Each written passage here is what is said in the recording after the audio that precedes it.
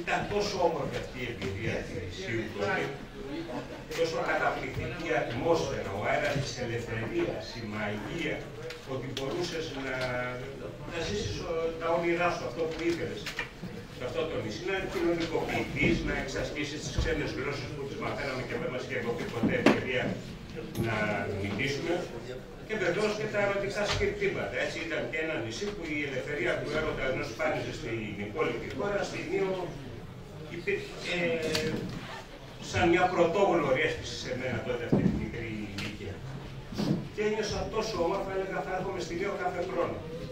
Την επόμενη χρονιά με το που ήρθα φύλαγα τα χώματα. Λέω, αυτό είναι ο παράδεισος. Την επόμενη χρονιά, τη μέχρι επόμενη που ξανά ήρθα, λέω, είναι πάρα πολύ ωραίο νησί, είναι καταπληκτικό. Την τρίτη φορά λέω, τι ωραία να πάλι στην Ήο. Την επόμενη, την πέμπτη χρονιά που πήγα, λέω, δεν θα στραπατήσω το κόσμο σε αυτό το νησί. Γιατί? Γιατί όλη αυτή η εικόνα άρχισε να φεύγει, όλη αυτή η μαγεία.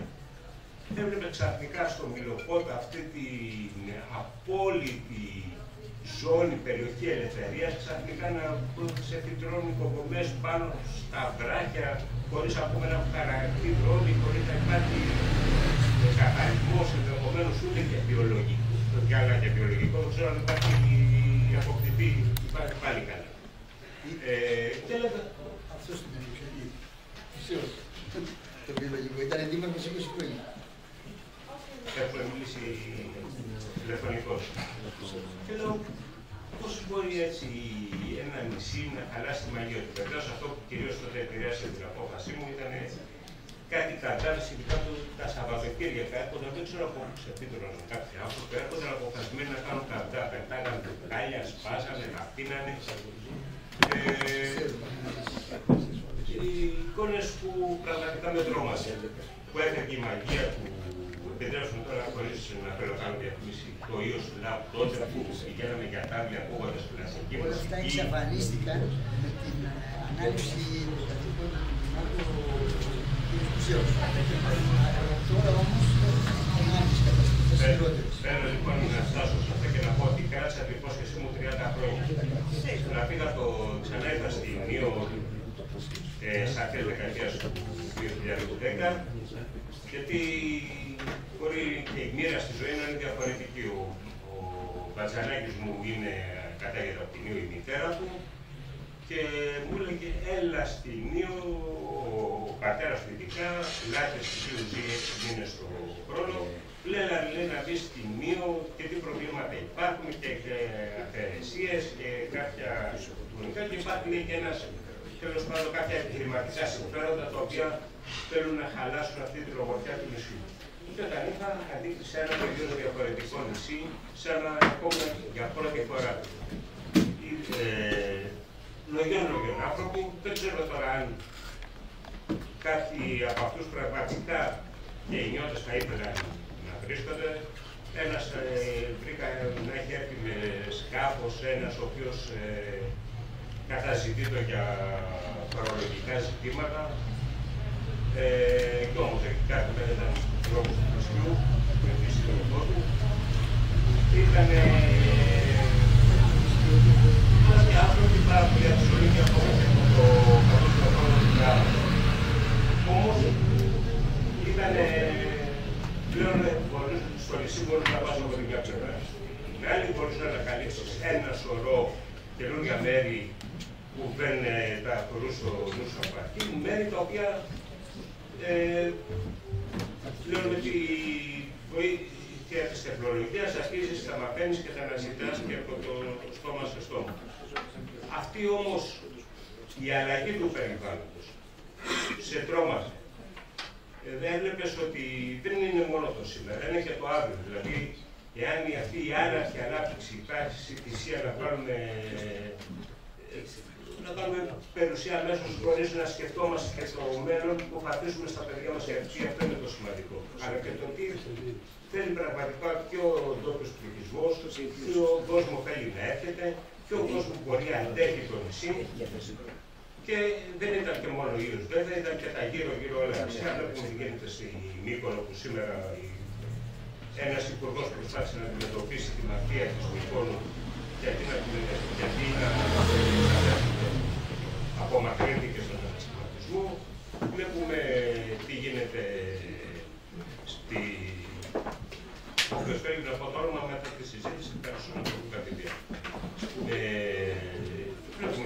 Σύρο, τη Βάρο, τη Τίνο,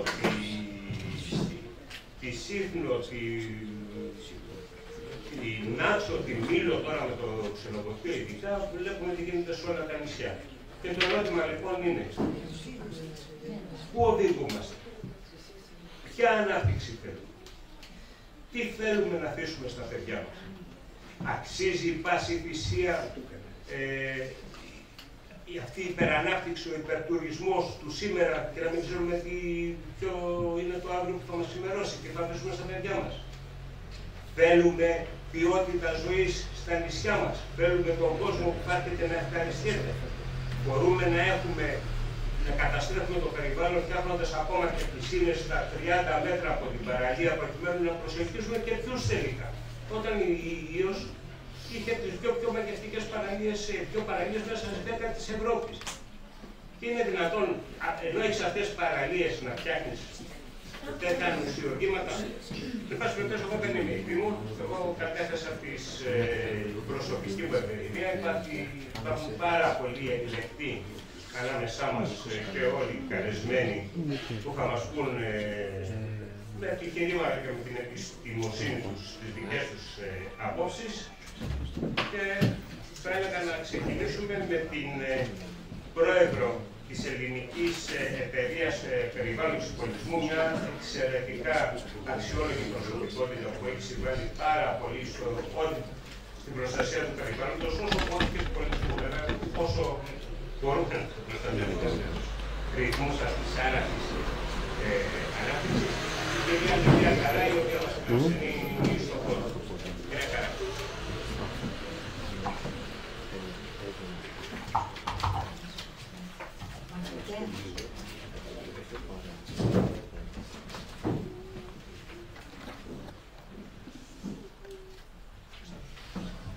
Τώρα ακούτε. Λοιπόν, με μεγάλη χαρά σας καλωσορίζουμε σε αυτό το ιστορικό κτίριο της Ελληνικής Εταιρείας και ήταν μεγάλη μας τιμή όταν θεωρήσαμε μεγάλη μας τιμή τον κύριο Νίκο Τζερμάνη, τον οποίο γνωρίζουμε από παλιά και τον οποίο εκτιμούμε πάρα πολύ για τον αγώνα που δίνει μαζί με πολλούς από εσάς για την Ήο, μας πρότεινε να γίνει η συνάντησή σας εδώ, σε αυτό το ιστορικό κτίριο. Πρέπει να σας πω ότι είστε σε ένα κτίριο που ήταν προγραμματισμένο το κράτος να γκρεμιστεί.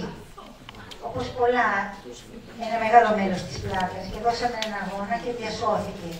Και είναι πραγματικά βλέπετε τη διαχρονική ιστορία της χώρας μας εδώ μέσα. Αν κατέβετε κάτω, θα δείτε την αρχαία οδοτρυπόδο, τον αρχαιότερο δρόμο που γνωρίζουμε το όνομά του. Αν πάτε στο βάθος, ο κύριος τοίχος του σπιτιού είναι της κλασικής εποχής του 5ου αιώνα π.Χ. Θα δείτε και άλλα που μπορείτε να γυρνώντας. Έτσι διασώθηκε ένα κομμάτι όπως και η πλάκα γενικότερα με ένα μεγάλο αγώνα της Ελληνικής Εταιρείας που βγήκε σε 8 χρόνια.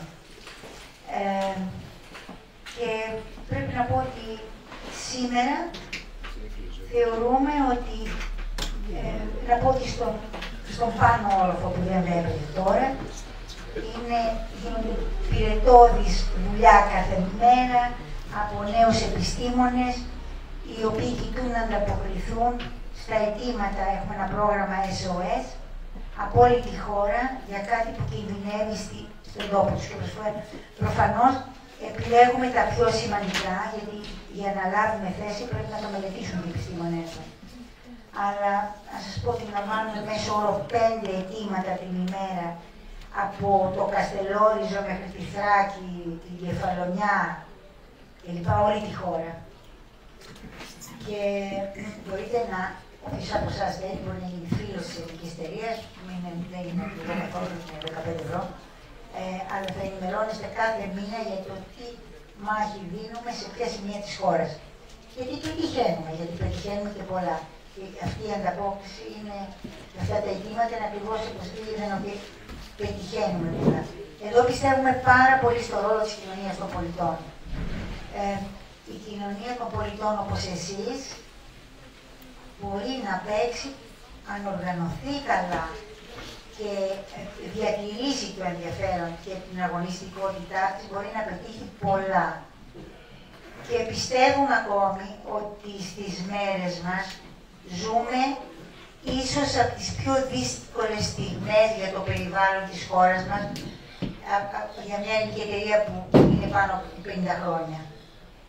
Ζήσαμε πολλά, αλλά στην εποχή μας αυτό που γίνεται το πολύ κρίσιμο είναι ότι έχουν έρθει μετά τον COVID μεγάλες εταιρείες, real estate τις λένε, οι οποίες κάνουν, κάνουν scanning σε όλο το τοπίο το ελληνικό, βλέπουν πού υπάρχουν ωραίες παραλίες και άδεια τοπία και βάζουν το μηχανισμό τους μπροστά να αγοράσουν, να τα κόψουν σε κομμάτια, να κάνουν πισίνες, να τα πουλήσουν στη διεθνή πελατεία τους και να φύγουν να πάνε σε άλλους προορισμούς.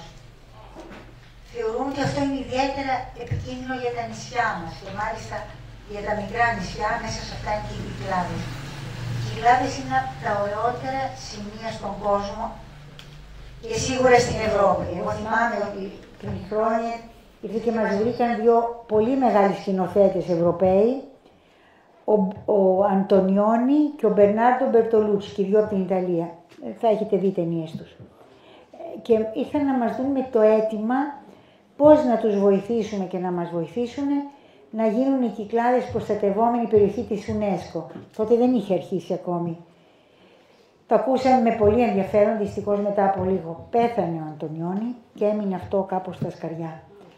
Αλλά μας ενδιαφέρει ότι με τη δικιά τους ματιά των πολυταξιδεμένων σκηνοθετών, αυτές τις Κυκλάδες επέλεξαν ότι ήταν από τα πιο όμορφα σημεία του πλανήτη μας.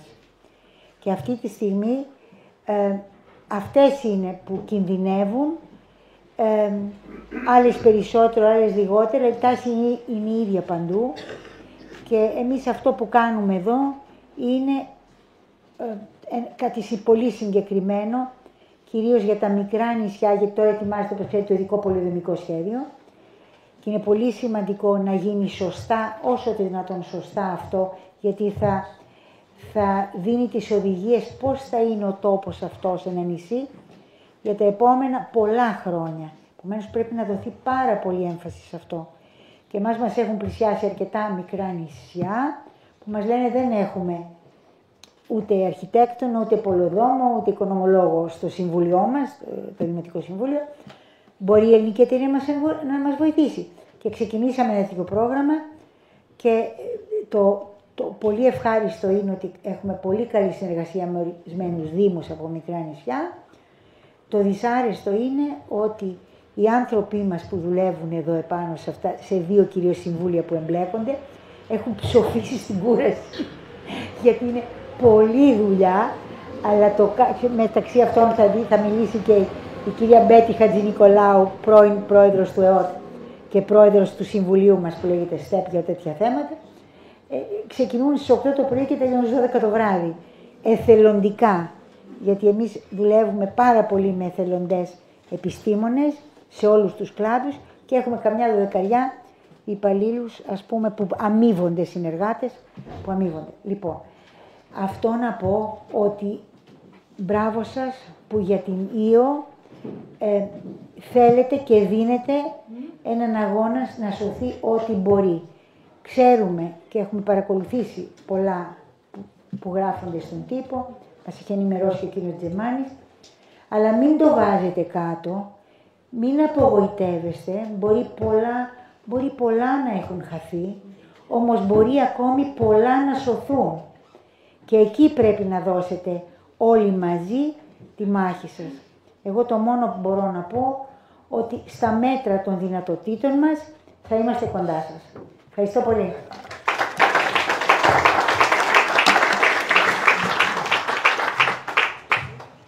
Κυρία Καράη, με αναφέρθηκε στη κυρία Μπέτη Χατζηνικολάου, την πρόεδρο του θεσμικού πλαισίου, νομικό φυσικά. Παρακαλούμε να λάβει το λόγο.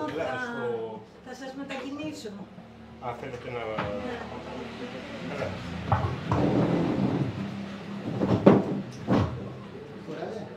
Θα περάσω. Καθίστε να μιλήσω.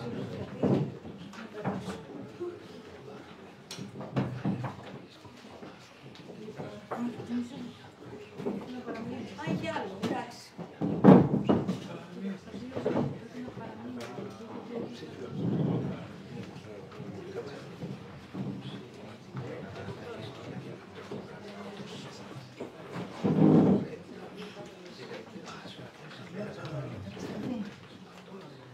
Λοιπόν, από μένα, εμένα μου δώσαν 8 λεπτά, γιατί είναι πάρα πολλοί οι ομιλητές.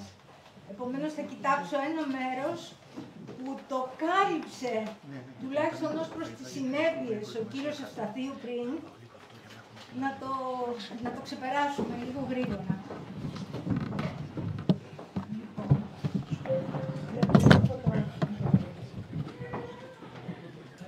Μιχάλη.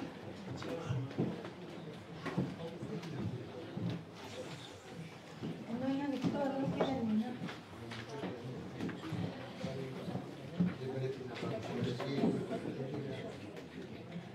Εντάξει. Οκ.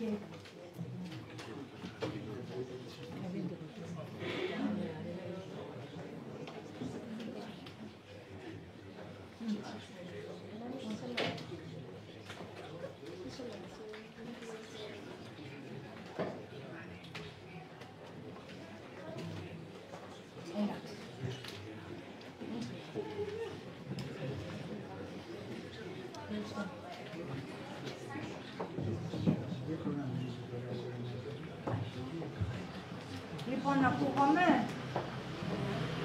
Φαντάζομαι και ακούγαμε. Επομένως, θα το πάμε αρκετά γρήγορα. Το θέμα μας είναι βέβαια ο προβληματισμός για το σύνολο των κυκλάδων, γιατί υπάρχουν παρόμοια προβλήματα και παρόμοιες δυνατότητες.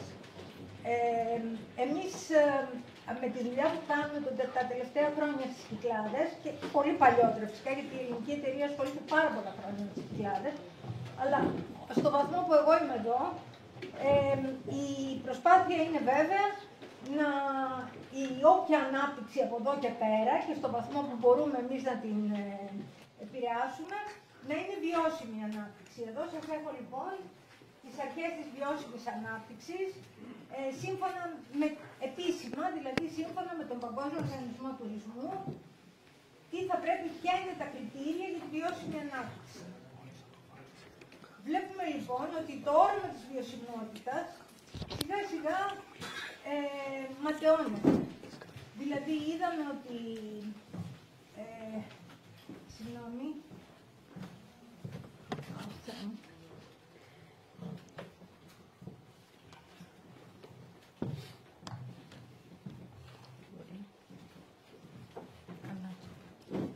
λοιπόν, αυτό το όραμα λοιπόν για τις Κυκλάδες σιγά σιγά ματαιώνεται. Γιατί ματαιώνεται? Βλέπουμε ότι τα μικρά και τα μεσαία νησιά που έχουν αυτή την αυθεντική, ας μιλήσουμε κυρίως για αυτά, βέβαια ένα μεγάλο νησί έχουν οι Κυκλάδες, έτσι την Άξο. Τα υπόλοιπα δεν μπορεί κανείς να πει ότι είναι μεγάλο νησιά. Τέλος πάντων έχουν αυτή την πλούσια ομορφιά και ιστορία και με βάση αυτό θα μπορούσαν να εξελιχθούν σε προορισμούς βιώσιμης ανάπτυξης που σέβονται την παράδοση και το περιβάλλον. Επομένως θα έπρεπε η βιωσιμότητα να είναι αν θέλετε, το όραμα των ανθρώπων των Κυκλάδων για τα νησιά τους. Όμως έχουμε πρόσφατα σημάδια ότι η βιωσιμότητα δεν είναι πια το ζητούμενο, τουλάχιστον για ορισμένα νησιά. Καταρχήν έχουμε μια υπερβολική μεγέθυνση της τουριστικής δραστηριότητας, του τουριστικού τομέα, σε Μύκονο, Σαντορίνη και πρόσφατα και στην Πάρο, καθώς και δείγματα κινδύνου για άλλα λίγο πιο, όχι τόσο όρημα τουριστικά νησιά, όπως είναι για παράδειγμα η Σύφνος.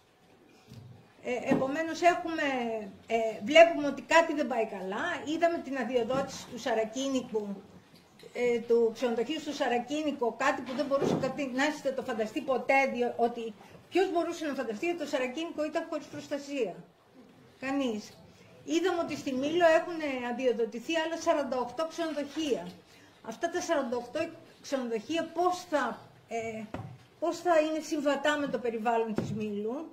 Αφήνω τις οικονομικές πλευρές, ποια ζήτηση θα απορροφήσουν, πόσα χρόνια θα χρειαστούν για να δημιουργηθεί πρόσθετη ζήτηση, αλλά το αφήνω αυτό γιατί δεν είναι της δικής μας, του δικού μας προβληματισμού αν θέλετε, έτσι.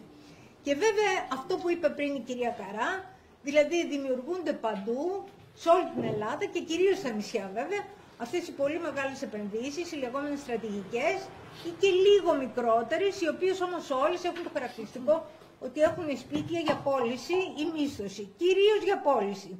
Η λογική είναι ότι εγώ το φτιάχνω αυτό για να το αγοράσουν πλούσιοι ξένοι.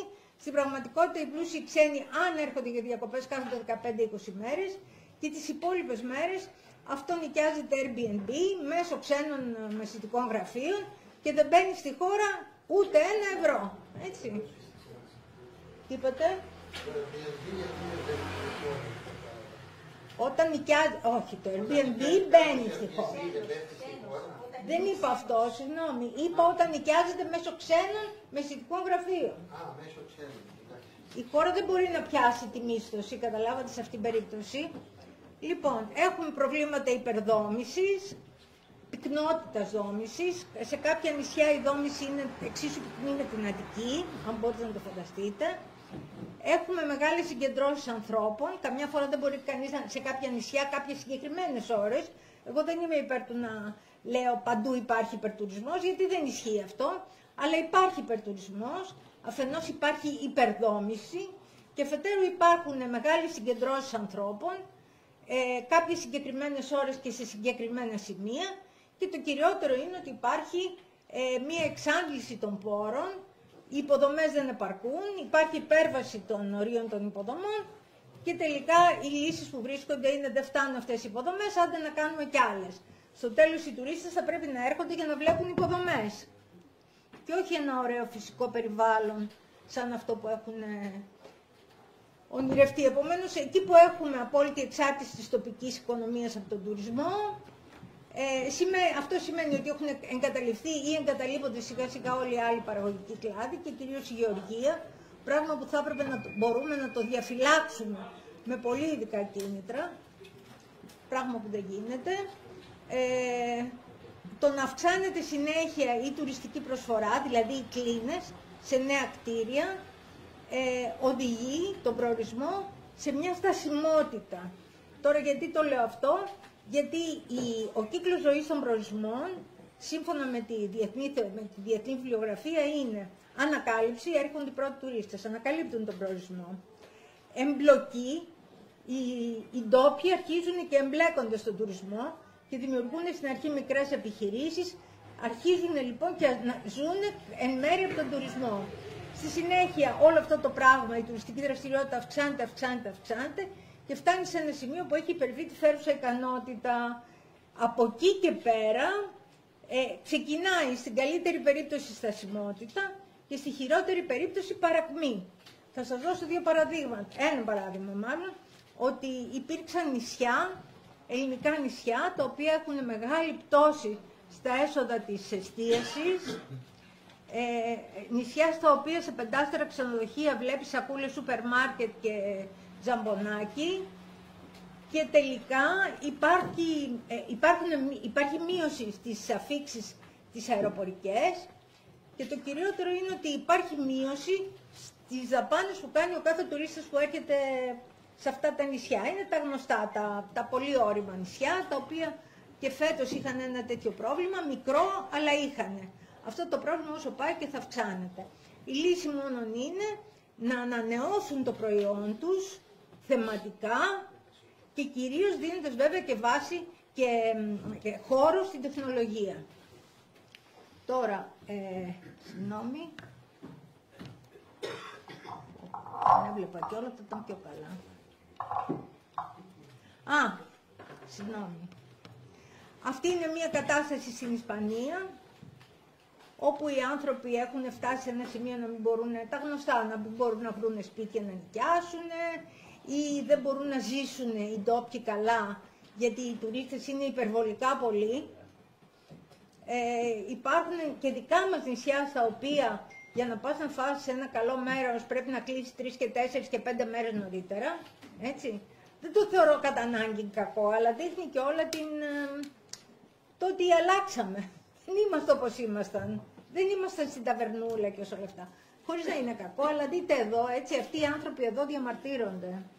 Και βέβαια επειδή και εμείς εδώ στην Αθήνα, στην Ελλάδα, δεν πάμε πίσω, αυτό είναι ελληνικό, tourists go home, και το άλλο λέει Your paradise, my misery. Αυτά είναι στα Εξάρχεια. Τα Εξάρχεια βέβαια πλέον και οι τουρίστες που έρχονται δεν είναι καθόλου ευχαριστημένοι, διότι η γειτονιά έχει γίνει πολύ γεμάτη Airbnb και όλα αυτά. Πάρα πολύ τουριστική δηλαδή. Τώρα, πρέπει να αποφύγουμε λοιπόν με πάση θυσία τη μονοκαλλιέργεια του τουρισμού. Ο τουρισμός, όπως ξέρετε, ως τομέας δεν έχει μια σταθερότητα σώνει και καλά. Δηλαδή ένα εσωτερικό γεγονός, ακόμη και φυσικό γεγονός ή ένα εξωτερικό γεγονός στη γειτονιά ή συνολικό, όπως ήταν η πανδημία, αλλά ας μην σταματήσουμε, η πανδημία ήταν κάτι έκτακτο. Ας πούμε, θυμηθείτε τον πόλεμο στη Ιουγκοσλαβία και πόσα χρήματα ξόδεψε τότε η Ελλάδα για να μην χάσει ζήτηση από ανθρώπους που νομίζαν ότι η Ιουγκοσλαβία και εμείς είμαστε δίπλα. Αυτό είναι σύνηθες στους τουρίστες, έτσι. Λοιπόν, επομένως, καλό είναι να μην υπάρχει μεγάλη εξάρτηση, μονοκαλλιέργεια δηλαδή, από έναν τομέα ο οποίος δεν εμφανίζει σταθερότητα.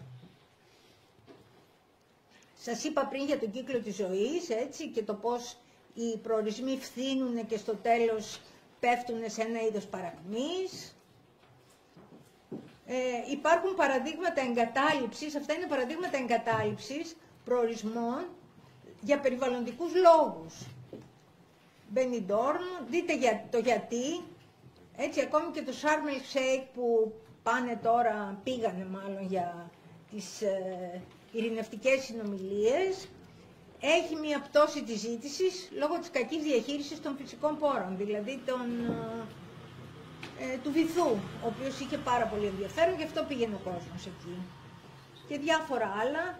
Αυτό που λέει Φουκόκ είναι αυτή η παραλία που είχε γυριστεί το The Beach, αν θυμόσαστε, με τον Ντικάπριο. Ναι. Λοιπόν, να πούμε μόνο πολύ λίγο, αυτό το είπαμε, συγγνώμη. Λοιπόν, υπάρχει τώρα μια μεγάλη ευκαιρία και αυτή η ευκαιρία είναι ο σχεδιασμός, δηλαδή τα τοπικά πολεοδομικά σχέδια και τα ειδικά πολεοδομικά σχέδια που γίνονται σε 270 δήμους σε όλη την Ελλάδα, γίνονται αναδημοτική ενότητα, στα νησιά δηλαδή ουσιαστικά γίνονται ανα νησί. Αυτά καθορίζουν χρήσης γης, όρους δόμησης, όρια οικισμών, δρόμους οι οποίοι δίνουν οικοδομησιμότητα, αυτό είναι τελευταίο, και διάφορα άλλα τέτοια, που πρέπει οπωσδήποτε όμως να ρυθμιστούν, διότι αυτή τη στιγμή ειδικά ο τουρισμός είναι ένας τομέας που δεν ρυθμίζεται. Δηλαδή επιλέγει ο ιδιώτης που θέλει να χτίσει και εκεί πάει και χτίζει.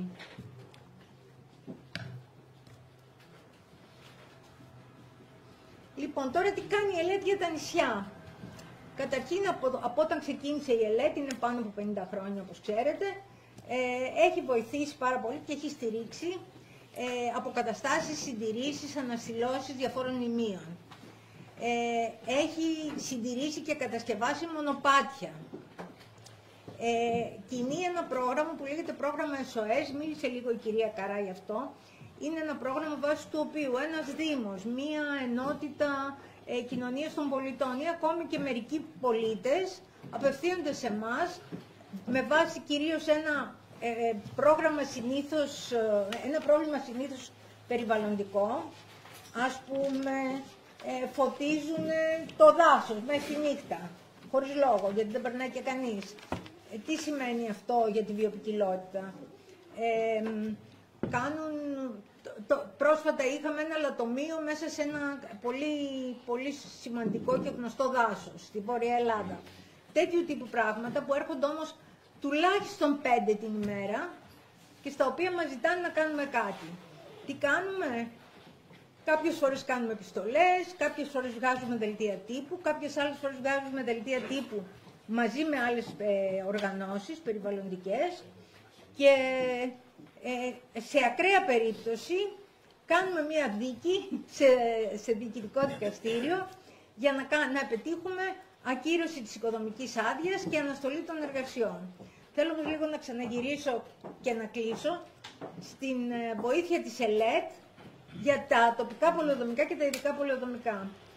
Όπως ξέρετε, οι δήμοι και οι μικροί νησιωτικοί δήμοι δεν έχουν πόρους, δεν έχουν ούτε ανθρώπινους πόρους, δηλαδή έχουν πάρα πολύ λίγο προσωπικό, το οποίο δεν μπορεί να αξιολογήσει πολύπλοκα πράγματα όπως είναι αυτές οι μελέτες. Επομένως, η ΕΛΕΚ τι έκανε, έστειλε μάλλον ένα κείμενο στους Δήμους και τους είπε ότι αν θέλετε, εμείς θα σας βοηθήσουμε να κάνετε αυτή την αξιολόγηση και την κριτική και το να διαμορφώσετε απόψεις και προτάσεις, φυσικά χωρίς χρήματα. Και έχουν ανταποκριθεί αρκετοί Δήμοι, όσοι μπορούμε βέβαια, έτσι.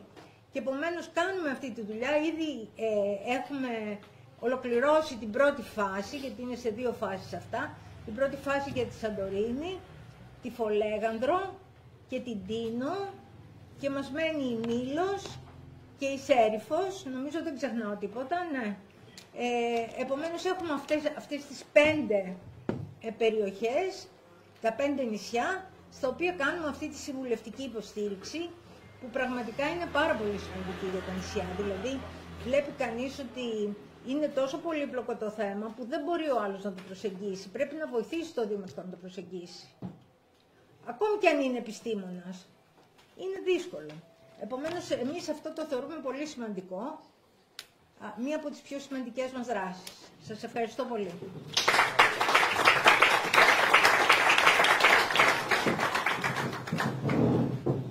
Νομίζω ότι τέθηκε αναλυτικό προβληματισμός, όλα τα ζητήματα που αφορούν και το περιβάλλον αλλά και την αντίδραση της κοινωνίας των πολιτών και τη συνεργασία με τους θεσμούς. Οπότε να συνεχίσουμε πλέον την κουβέντα με τους εκπροσώπους των διοργανωτών. Πρώτον λόγο στον κύριο Ανδρέα Γαμάλο, τον πρόεδρο του Συνδέσμου των Ιητών. Να κάνουμε μια ενημέρωση για το δικαστήριο μετά, που είπε η κυρία Καρά. Να κάνουμε μια ενημέρωση για το δικαστήριο μετά. Ήταν τώρα γιατί μετά να ετοιμάσουμε το μπουφέ. Καλησπέρα. Να σας ενημερώσω ότι μετά το τέλος της εκδήλωσης θα λειτουργήσει το ελευθερίο της ελληνικής εταιρείας στην διπλανή αίθουσα. Θα υπάρχει μπουφές να σερβιριστείτε με νόσιμες επιλογές και κρασί. Έχει και τα ευχάριστα, δεν είναι μόνο προβληματισμός και συζήτηση, υπάρχουν και τα έξτρα. Καλησπέρα σας. Εκ μέρους του Συνδέσμου Ιητών, του Διοικητικού Συμβουλίου του Συνδέσμου Ιητών και της Συντακτικής Επιτροπής, σας απευθύνω ένα πολύ μεγάλο ευχαριστώ για την προσέλευσή σας και την ανταπόκρισή σας στο κάλεσμά μας. Ο Σύνδεσμος Ιητών σας προσκάλεσε απόψε εδώ στα πλαίσια της κορύφωσης των σειράς ετών αόπλων προσπαθειών του σε συμπόρευση με τους ομαδίους ως τελειών, το Σέρβιος, πρόσωπος του οποίου είναι ο αντιπρόεδρος Γιώργος Δημητρίου εδώ, για την προστασία του για την προστασία του νησιού της Ιού από το αδιφάγο στόμα εκμετάλλευσης από ένα κονσόρτσιουμ ανωνύμων εταιριών και ενός επιχειρηματία που προκάλεσαν σωρία δημοσιευμάτων στο έντυπο και ηλεκτρονικό τύπο. Το μικρόφωνο, λίγο. Για να έχει κλείσει το μικρόφωνο.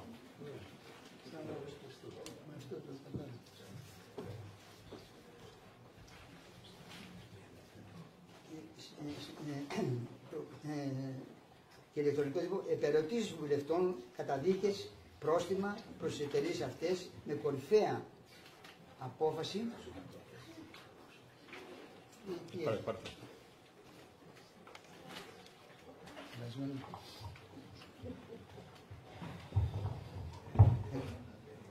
Με κορυφαία την απόφαση 1037 του 22 του Συμβουλίου της Επικρατείας που ακύρωνε τα σχέδια σύνθετου τουριστικού καταλύματος στις εταιρείες 105 ΑΕ στην περιοχή Κουμπάρα Διακοφτού της Ιού.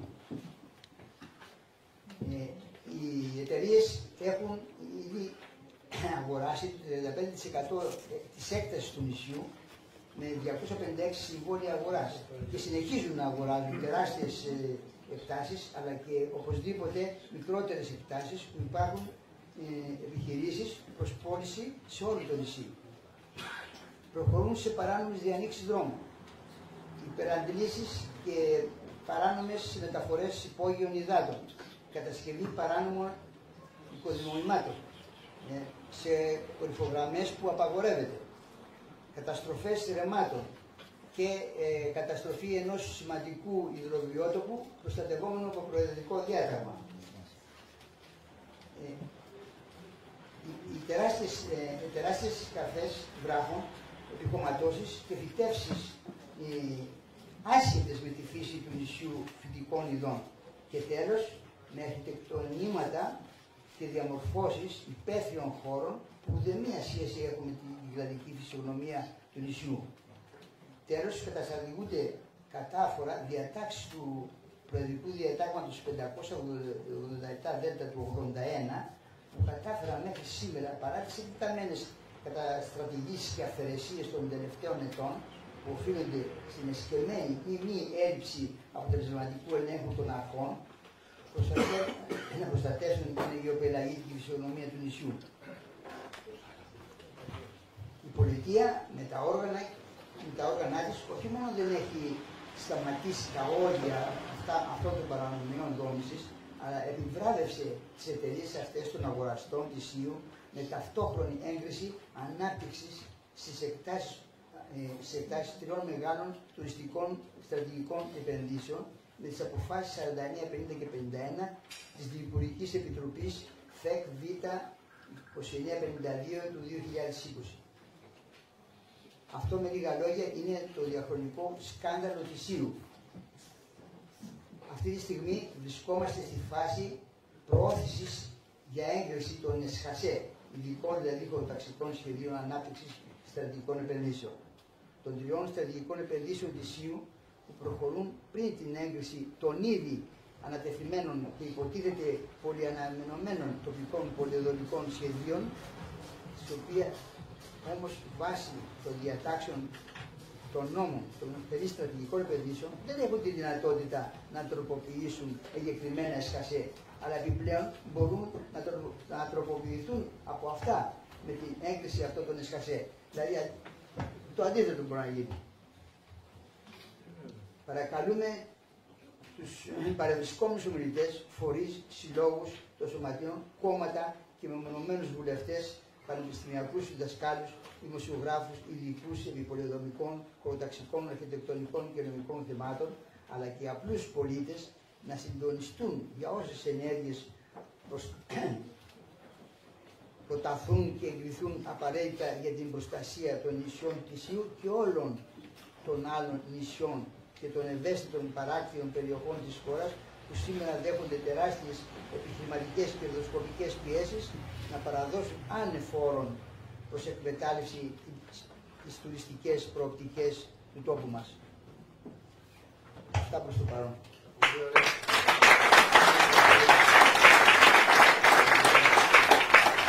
Θα ήθελα στο τέλος όσοι εκπρόσωποι κομμάτων και λοιπά ή οι βουλευτές να μας δώσουν τα ονόματα να τα έχουμε υπόψη, να τα εκφωνήσουμε κιόλας.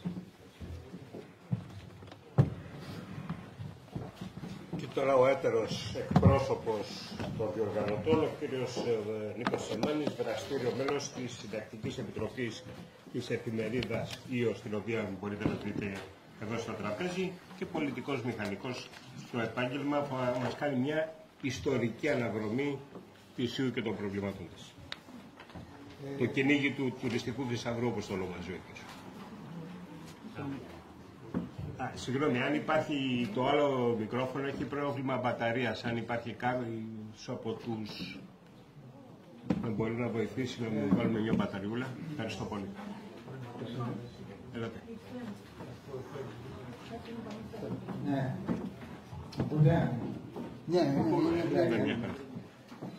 Λοιπόν, αγαπητοί φίλοι, τα νέα από την ΙΟ και το κυκλαδικό μέτωπο είναι αποκαρδιωτικά. Η οικιστική ασυδοσία βασιλεύει παντού. Οι μπουλντόζες των υποψηφίων εκμεταλλευτών των τουριστικών προοπτικών των νησιών μας οργώνουν το κυκλαδικό τοπίο χωρίς έλεγχο. Τα νησιά μας χωρίς υπερασπιστές έχουν στρατηγικά παραδοθεί σε αδίστατους κυνηγούς τουριστικών θησαυρών. Κάθε μέρα που περνάει, κάθε ώρα που περνάει, κάθε δευτερόλεπτο που περνάει, ένα μνημείο της φύσης, ένα μνημείο του πολιτισμού στην Ήο και τα νησιά του Αιγαίου καταστρέφεται. Ποιοι όμως είναι υπεύθυνοι για την αισθητική και περιβαλλοντική υποβάθμιση των νησιών του Αιγαίου, πώς φτάσαμε μέχρι εδώ, ποια μνημεία του κυκλαδικού τοπίου από το Σαρακίνικο στη Μήλο μέχρι τις ακτογραμμές της Ήου καταστρέφονται. Τα ερωτήματα αυτά είναι πολλά και στο σημείο αυτό θα μου επιτρέψετε μια προσωπική, επαγγελματική αναδρομή προς αυτόπτη μάρτυρα που έχει ζήσει από κοντά τις καταστροφές της αιγαιο-πελαγίτικης φυσιογνωμίας των νησιών του Αιγαίου τις τελευταίες δεκαετίες. Πολιτικός μηχανικός στο επάγγελμα, απόφυτος του Πολυτεχνείου της Ζηρίχης και αφού εργάστηκα στην Ελβετία και στην Αθήνα, στέλεχος επώνυμος κατασκευαστικών εταιριών σε μεγάλα τεχνικά έργα, με αφορμή την επίβλεψη λιμενικών έργων στη Σαντορίνη και την Ήο, νέος τότε, εγκατέλειψα τα μεγάλα έργα και δραστηριοποιήθηκα σαν επαγγελματίας πολιτικός μηχανικός σε μικρότερα έργα κατασκευής εξωτικών καταχειών και μικρών ξενοδοχείων στην Ήο, στη Μήλο, την Άνδρο, τη Σίκινο, τη Σύρο και πολλά άλλα νησιά των Κυκλάδων. Στην αρχή έβγαζε οικοδομικές άδειες για επισκευές σπιτιών των κατοίκων, σπίτια για τα παιδιά τους, σπίτια για ξένους φίλους του Ήου, καλλιτέχνες που είχαν αγαπήσει το νησί και μικρά οικογενειακά ξενοδοχεία. Ήταν όταν ξεκίνησα η εποχή των λουδιών και των χίπιδων και ο αέρας και ο ήλιος του Αιγαίου με φόντο τις ειρήνες της ομορφιάς γυμνών κορμιών νεαρών τουριστριών που ομόρφωναν τότε τις χρυσαφένιες παραλίες με είχαν κερδίσει για πάντα. Η επιλογή μου αυτή επαγγελματικής ενασχόλησης στους χώρους των αερχόμενων τουριστικά νησιών του Αιγαίου ήταν επιτυχής. Δημιουργούσα αυτόνομα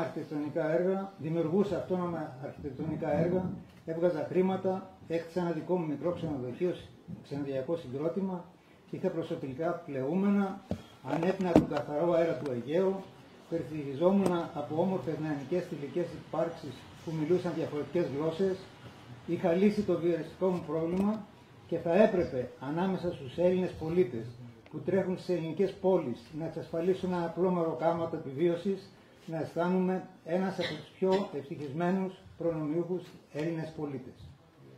Κι όμως δεν ήμουν ευχαριστημένος. Ένα μεγάλο αναπάντεχο πρόβλημα παρουσιάστηκε στη νέα μου αυτή επαγγελματική καριέρα.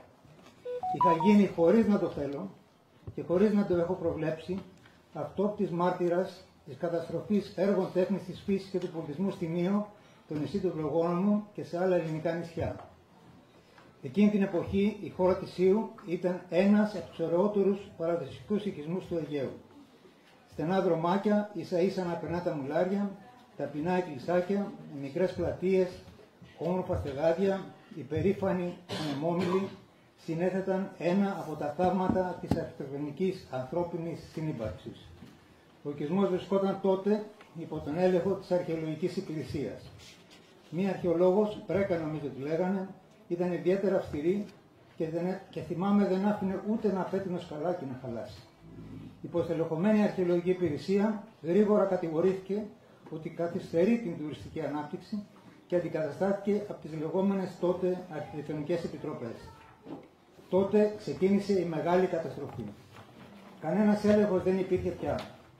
Κάθε ημέρα έβλεπα μπροστά μου να εκτελούνται έργα που καταστρέφαν τη φυσική και πολιτική κληρονομιά του τόπου μου. Άρχισα να συνειδητοποιώ ότι όλοι έτρεχαν να συμμετέχουν στο κυνήγι του τουριστικού θησαυρού και στο διάβα τους ισοπαίδωναν ό,τι θεωρούσαν ότι τους καθυστερούσαν. Έβλεπα υπέροχους ανεμόμυλους και μικρά εκκλησάκια να εμβολίζονται από νέες διόρροφες υποδομές. Όμορφα παραδοσιακά κτίρια να κατεδαφίζονται. Έβλεπα υπέροχους κάμπους να μετατρέπονται σε κάμπους διορρόφων χωρίς καμία πρόβλεψη για δρόμους, κοινόψους χώρους και υποδομές. Έβλεπα ρέματα γεμάτα λιγαριές να βαζώνονται, έβλεπα παραδοσιακά μονοπάτια να ισοπεδώνονται. Ήταν η εποχή της επέλασης των μικρομεσαίων κυνηγών του τουριστικού θησαυρού. Σε λίγα ακόμα χρόνια, μαζί με τα high-speed πλοία, εμφανίστηκαν... Πότε Νίκο αυτά ήταν? Πότε έγιναν αυτά ήταν? Σε λίγα ακόμα χρόνια, μαζί με τα high-speed πλοία, εμφανίστηκαν οι μπουλντόζες της δύναμης του πρίματος των λεγόμενων επενδυτών, ισοπεδώνοντας τα πάντα στο διάβα τους. Τα τελευταία χρόνια υπήρξαν ιδιαίτερα καταστροφικά για το περιβάλλον και την πολιτιστική κληρονομιά της Σύου. Το ειδικό διάγραμμα προστασίας του νησιού Π587-81 πετάχτηκε στο γάλαθο των αχρήστων. Η χωροταξική μελέτη του MEP υπό τον καθηγητή Ιωσήφ Στεφάνου Γιατινίου, που προστάτευε το νησί, κρυβόταν στα συρτάρια. Κάθε έλεγχος δόμησης καταργείται. Ολόκληρες πλαγιές ξεκυλιάζονται. Οι υπέροχες κορυφογραμμές ισοπεδώνονται. Αιώνια βράχια στις αυτογραμμές καταστρέφονται. Υπέροχες παραλίες πετυχίζονται και ιδιωτικοποιούνται. Αυτόνομα τουριστικά κρατήδια, ελεγχόμενα από κάμερες ασφαλείας και μπράβους, άρχισαν να εμφανίζονται στις άλλοτε ελεύθερες παραλίες της Σύου.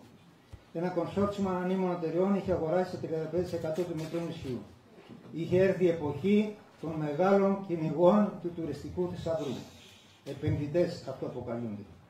Η αρχαιονική της Σύου αρχίζει να ακολουθεί τα γούστα των νέων αγοραστών της και οι απόψεις διήστανται αν θυμίζει Λας Βέγκας ή Ντουμπάι.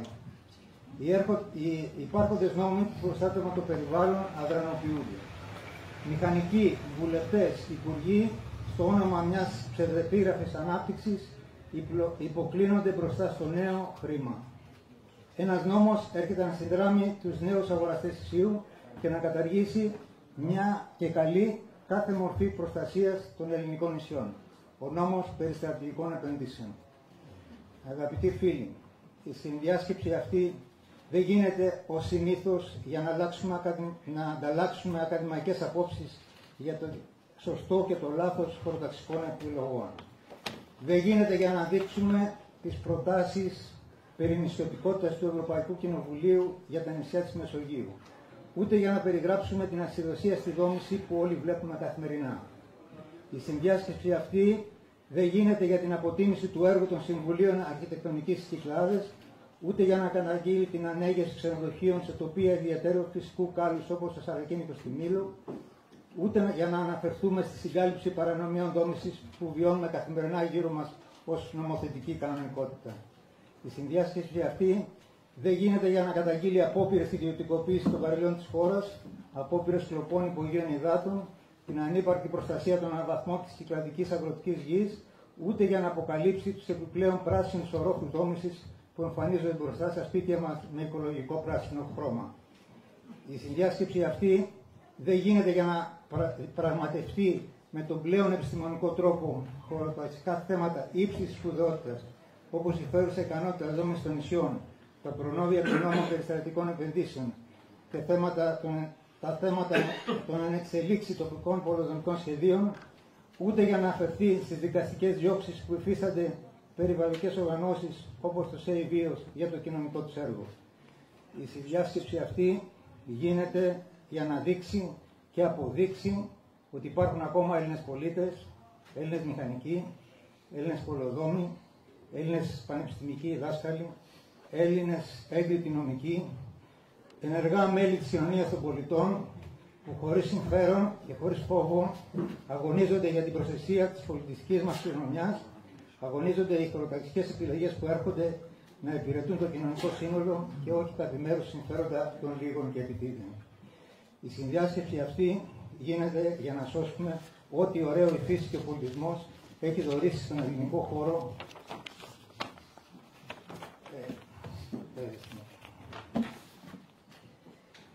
Στον δρόμο που χάραξε ο μόνος άνθρωπος που ξέρω που απαρνήθηκε τα πλούτη του και αφιέρωσε τη ζωή του για να σωθεί η φυσική και πολιτιστική ομορφιά αυτής της χώρας, ο Πατρίδης Κώστας Καράς.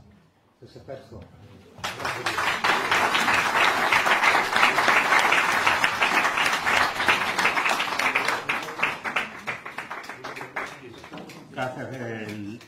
Κάθε φράση του κυρίου Τσεμάνη ήταν μια εικόνα, αναβιόταν μια εικόνα είτε μαγείας για το τότε είτε καταστροφής για το σήμερα, αλλά υπάρχει ένα βιντεάκι νομίζω το οποίο θα μπορούσαμε να το δούμε. Υπάρχει τεχνικά η δυνατότητα αυτή τη στιγμή. Τέλος πάντων, αν τα καταφέρουμε θα το δούμε αργότερα. Ήταν ένα πολύ χαρακτηριστικό βιντεάκι σχέση με την ομιλία του κ. Τσεμάνη. Συνεχίζουμε ωστόσο. Μέχρι τώρα ήμουνα λίγο χλιαρός με τους εισηγητές, ακριβώς επειδή ήταν εισηγητές. Πρέπει όμως να παρακαλούσα όλους τους ομιλητές εξής να τηρούμε το οκτάλεπτο, για προκειμένου μια και υπάρχει και το βέλεαρ μετά της δεξίωσης. Και το λέω αυτό κάνοντας αρχή από έναν πολύ αγαπημένο μου φίλο, τον αρχιτέκτονα και πρώην Περιφερειακό Σύμβουλο με την Οικολογική Συμμαχία και την Περιφέρεια Αττικής, τον Γιώργο τον Δημητρίου. Αντιπρόεδρο του ΣΕΙΠΙΟΣ. Και αντιπρόεδρο βεβαίως του ΣΕΙΠΙΟΣ, ο οποίος είναι ένας λάτρης στον Κυκλάδο, μπορώ να σας το πω αυτό, και έχει δώσει αγώνες ακόμα και με Και ιδιαίτερα τη ΣΥΟΥ. Και της Κολεγάτου. Οι οποίοι εμείς την περπατούσαν την δεκαετία του 70. Μιλούσαν τις πεζούλες για να πάμε στο Τελιτσά να κάνουμε τουρισμό. Δεν έπαιρνες από το μήνυμα. Όχι, δεν θέλω. Ποιο? Το μικρόφωνο σου πρέπει να το κάνει. Μας παίρνει από εδώ. Με το μικρόφωνο. Ή εδώ, εκεί το μικρόφωνο. Δεν παίζει θέση. Είμαι σίγουρος απόλυτα με αυτά που είπε ο Νίκος Βατσεμάρης, τα πολύ σωστά. Το πρόβλημα και το θέμα όμως υπάρχει φάρμακο σε αυτή την αρρώστια. Πολλοί μιλάνε εδώ και χρόνια, φάρμακο δεν υπάρχει. Κανείς δεν το προτείνει. Ή τουλάχιστον εμείς οι άλλοι, επειδή αυτή την υπόθεση της ΙΣΥΟΥ την είχαμε πρωτακούσει εγώ προσωπικά τις 3 Δεκεμβρίου του 2015 στην Βουλή. Ήμουνα τότε στους Οικολόγους Πράσινους, θεωρητικά συγκυβερνούσαμε. Είχαμε συνυπογράψει με την κυβέρνηση Τσίπρα 22 κόκκινες γραμμές. Την άλλη μέρα των εκλογών όλες οι γραμμές πήγαν στο καλά των απίστων. Δεν υπερβολές, εγώ σου λέω δεν πειράζει. Ο καθένας λέει αυτό που πιστεύει. Έτσι και πρέπει όλοι να ανεχόμαστε τον άλλο. Λοιπόν, ακούσαμε εκεί αυτή την ιστορία και κινηθήκαμε, εγώ στην Αθήνα και ο Νίκο Ιάκωβος Ποθητός, ένας από τους ήρωες αυτής της ιστορίας, στην Ήρο. Έτσι ξεκίνησε αυτή η ιστορία, έγιναν οι προσφυγές. Το 22 τα ασφαλιστικά μέτρα για την κουμπάρα πέσαν αμέσως. Το 22 μας έδωσε το δίκαιο και το απορρίφθηκε όλο εκείνο το σύγχρονο τουριστικό. Εσείς ο κύριος Σερμαντένιος, εμείς είχα καθόσουνα δίπλα μου τα αργά αυτά, στην πουλή σου. Δίπλα μου καθόσουνα. Λοιπόν, και σε ρώτησα τι είναι αυτό και μου έλεγε ένα πράγμα και πήγα στο Υπουργείο που έδειξα τους φακέλους και κάνα την προσφυγή. Και μετά την προσφυγή ξεκίνησαν και οι μηνύσεις. Έχουμε κερδίσει αρκετές εναντίον τους για πάζωμα ρέματος κουμπάρας, για χάραξη παράνομου δρόμου στην παραλία. Για ποιον? Για τον υδροβιότοπο που έχει ακόμα. Υπάρχουν και άλλες για τη χάραξη παράνομων δρόμων. Πέσα 3 χρόνια και 2,5 χρόνια φυλακή με αναστολή. Η αναστολή δόθηκε έως το σωματείο δώσουν 10.000 ευρώ. Και υπάρχει και μια χοντρή μήνυση, η οποία ακόμα δεν έχει πάει στα χέρια, δεν είναι στο ακροατήριο. Εκεί θα γελάσει και κάποιος πικραμένος. Υπάρχει και παραχάραξη δασικού χαρτού, πράγμα που δεν έβλεπε κανείς μέχρι τώρα. Παραχάραξη δασικού χάρτη, άλλα παρουσιάζονται στην άλλη και άλλα χτίζονται. Υπάρχει μπάζωμα ολόκληρου δίκτυου ρεμάτων. Γεωτρήσεις, δηλαδή παίρνουν νερό από τη μία πλαγιά και τη στέλνουν στην άλλη και κανείς δεν επεμβαίνει. Θα πω μόνο αυτό, όταν το 2015 αρχίσαμε και στέλναμε τις καταγγελίες, η Μαρία Κοντρουμπή που κουνάει το κεφάλι της, γιατί βούλησε γιατί εκείνη την αρχή. Όταν ένας από τους νιώτες πήγε στην αστυνομία και λέει εδώ πίσω σκάβουνε την άμμο, ρίχνουνε πετάξει στην άμμο, ο διευθυντής της αστυνομίας του είπε κάνε τη δουλειά σου. Έτσι, σε αυτά την ένα διευθύντα κύριε Συρμανέγια. Έχουν καταγραφεί, η ιστορία έχει καταγραφεί. Καλό είναι να αποφεύγουμε τα... Τώρα, στην εισήγηση εγώ... Ορίστε. Δεν είμαι αντίπαλος και ξέρετε πολύ καλά τι έχουμε κάνει. Την εποχή εκείνη όμως δεν μιλούσες, βουλευτής σου. Να ήμουν εγώ βουλευτής, θα έκανα ψηφία πίνος έξω από το... Ας αποφεύγουμε τις προσωπικές αποφύγουμε. Πάμε πάλι στην ουσία. Κύριε Σερματένια. Έχει κάνει 3 ερωτήσεις. Μετά το τέλος των εισηγήσεων θα πάρει το λόγο ο καθένας. Κρατήστε ό,τι έχετε να το πείτε. Έχει κάνει 3 ερωτήσεις. Γιώργο, να αποφεύγουμε τις προσωπικές αναφορές. Το θέμα της εισήγησης, το θέμα είναι ότι όλο αυτό η αρρώστια, το δεσχάζι και όλο αυτό το σύμφωνο τουριστικό, πώς κινήθηκε. Υπάρχει φάρμακο. Αυτό έψαξα και μέχρι να φτάσω το θέμα το δεσχάζι όταν νομοθετήθηκαν μεταξύ 10 και 11, σας διαβεβαίω ότι γελούσα όλη τη νύχτα. Λοιπόν, το πρώτο ξενοδοχείο φτιάχτηκε με την ίδρυση του ελληνικού κράτους στην Ελλάδα, έτσι, το 1928. Το 1929 δημιουργήθηκε η ΕΟΤ. Το 1930 μια πρώτη σχολή ξενοδόχων και ο πρώτος οδηγός των λίγων ξενοδοχείων της χώρας, ενώ λίγο αργότερα το 1933 συστάθηκε η έμπιστη τουριστική αστυνομία. Δεν υπάρχει τίποτα αυτά. Από τον αρχαίγονο περιηγητισμό που μας έκανε γνωστούς για κάποιες δεκαετίες και τις σκόπιες προσπάθειες μιας κάποιας μορφής τουρισμού την περίοδο του Μεσοπολέμου, η χώρα πέρασε στην κούρσα διαμόρφωσης μα πιο σύγχρονης τουριστικής υποδομής με την είσοδο στη δεκαετία του 50 και την επανίδρυση του ΕΟΤ. Ο ΕΟΤ δημιουργήθηκε το 1933 και διαλυθεί από το Μεταξά και το ξαναφτιάξει από το 50. Όλη αυτή η προσπάθεια εκείνης της περίοδου ήταν μια εντατική προσπάθεια δημιουργίας διάχυτων υποδομών μικρής και μεσαίας κλίμακας, κατά κύριο λόγο ιδιωτικής πρωτοβουλίας οικογενειακού τύπου. Αυτό το οποίο ζήσαμε όλοι. Δεν ξεχνάμε φυσικά τα ξενία, θεμελιωμένοι στις επιδοτήσεις από μια εποχή και μετά και σε διάφορα φορολογικά κίνητρα, που θα οδηγήσει σιγά σιγά από το 50 μέχρι το 2000 στο μοντέλο του μαζικού τουρισμού ήλιος και θάλασσα. Με την είσοδο στο 21ο αιώνα είχε κλείσει η δημιουργία αυτού του μοντέλου και θάλασσα, αλλά πάντοτε ήταν σε επίπεδο οικογενειακό, έτσι. Μικρά ξενοδοχεία, δωμάτια κτλ. Αυτό το μοντέλο ήταν ένα μοντέλο χαοτικό, ασυντόνιστο και ατοπικό. Το ζήσαμε όλοι. Με αποκλειστικό στόχο, δεν υπήρχε η νομοθεσία περιβαλλοντική, άρχισε να γίνεται από το 1986 και μετά. Τη στιγμή εκμετάλλευση των φυσικών πόρων για την αποκλειστική παραγωγή χρήματος. Αυτό ενδιαφέρει. Ήταν ένα μοντέλο δίχως κανόνες και δίχως περιορισμούς, με λίγα λόγια απουσία του οποιοδήποτε πλαισίου πολιτικών που θα έπρεπε να διακανονίσουν την αυτιλή του σχέση με το κοινωνικό, το πολιτιστικό και το φυσικό περιβάλλον.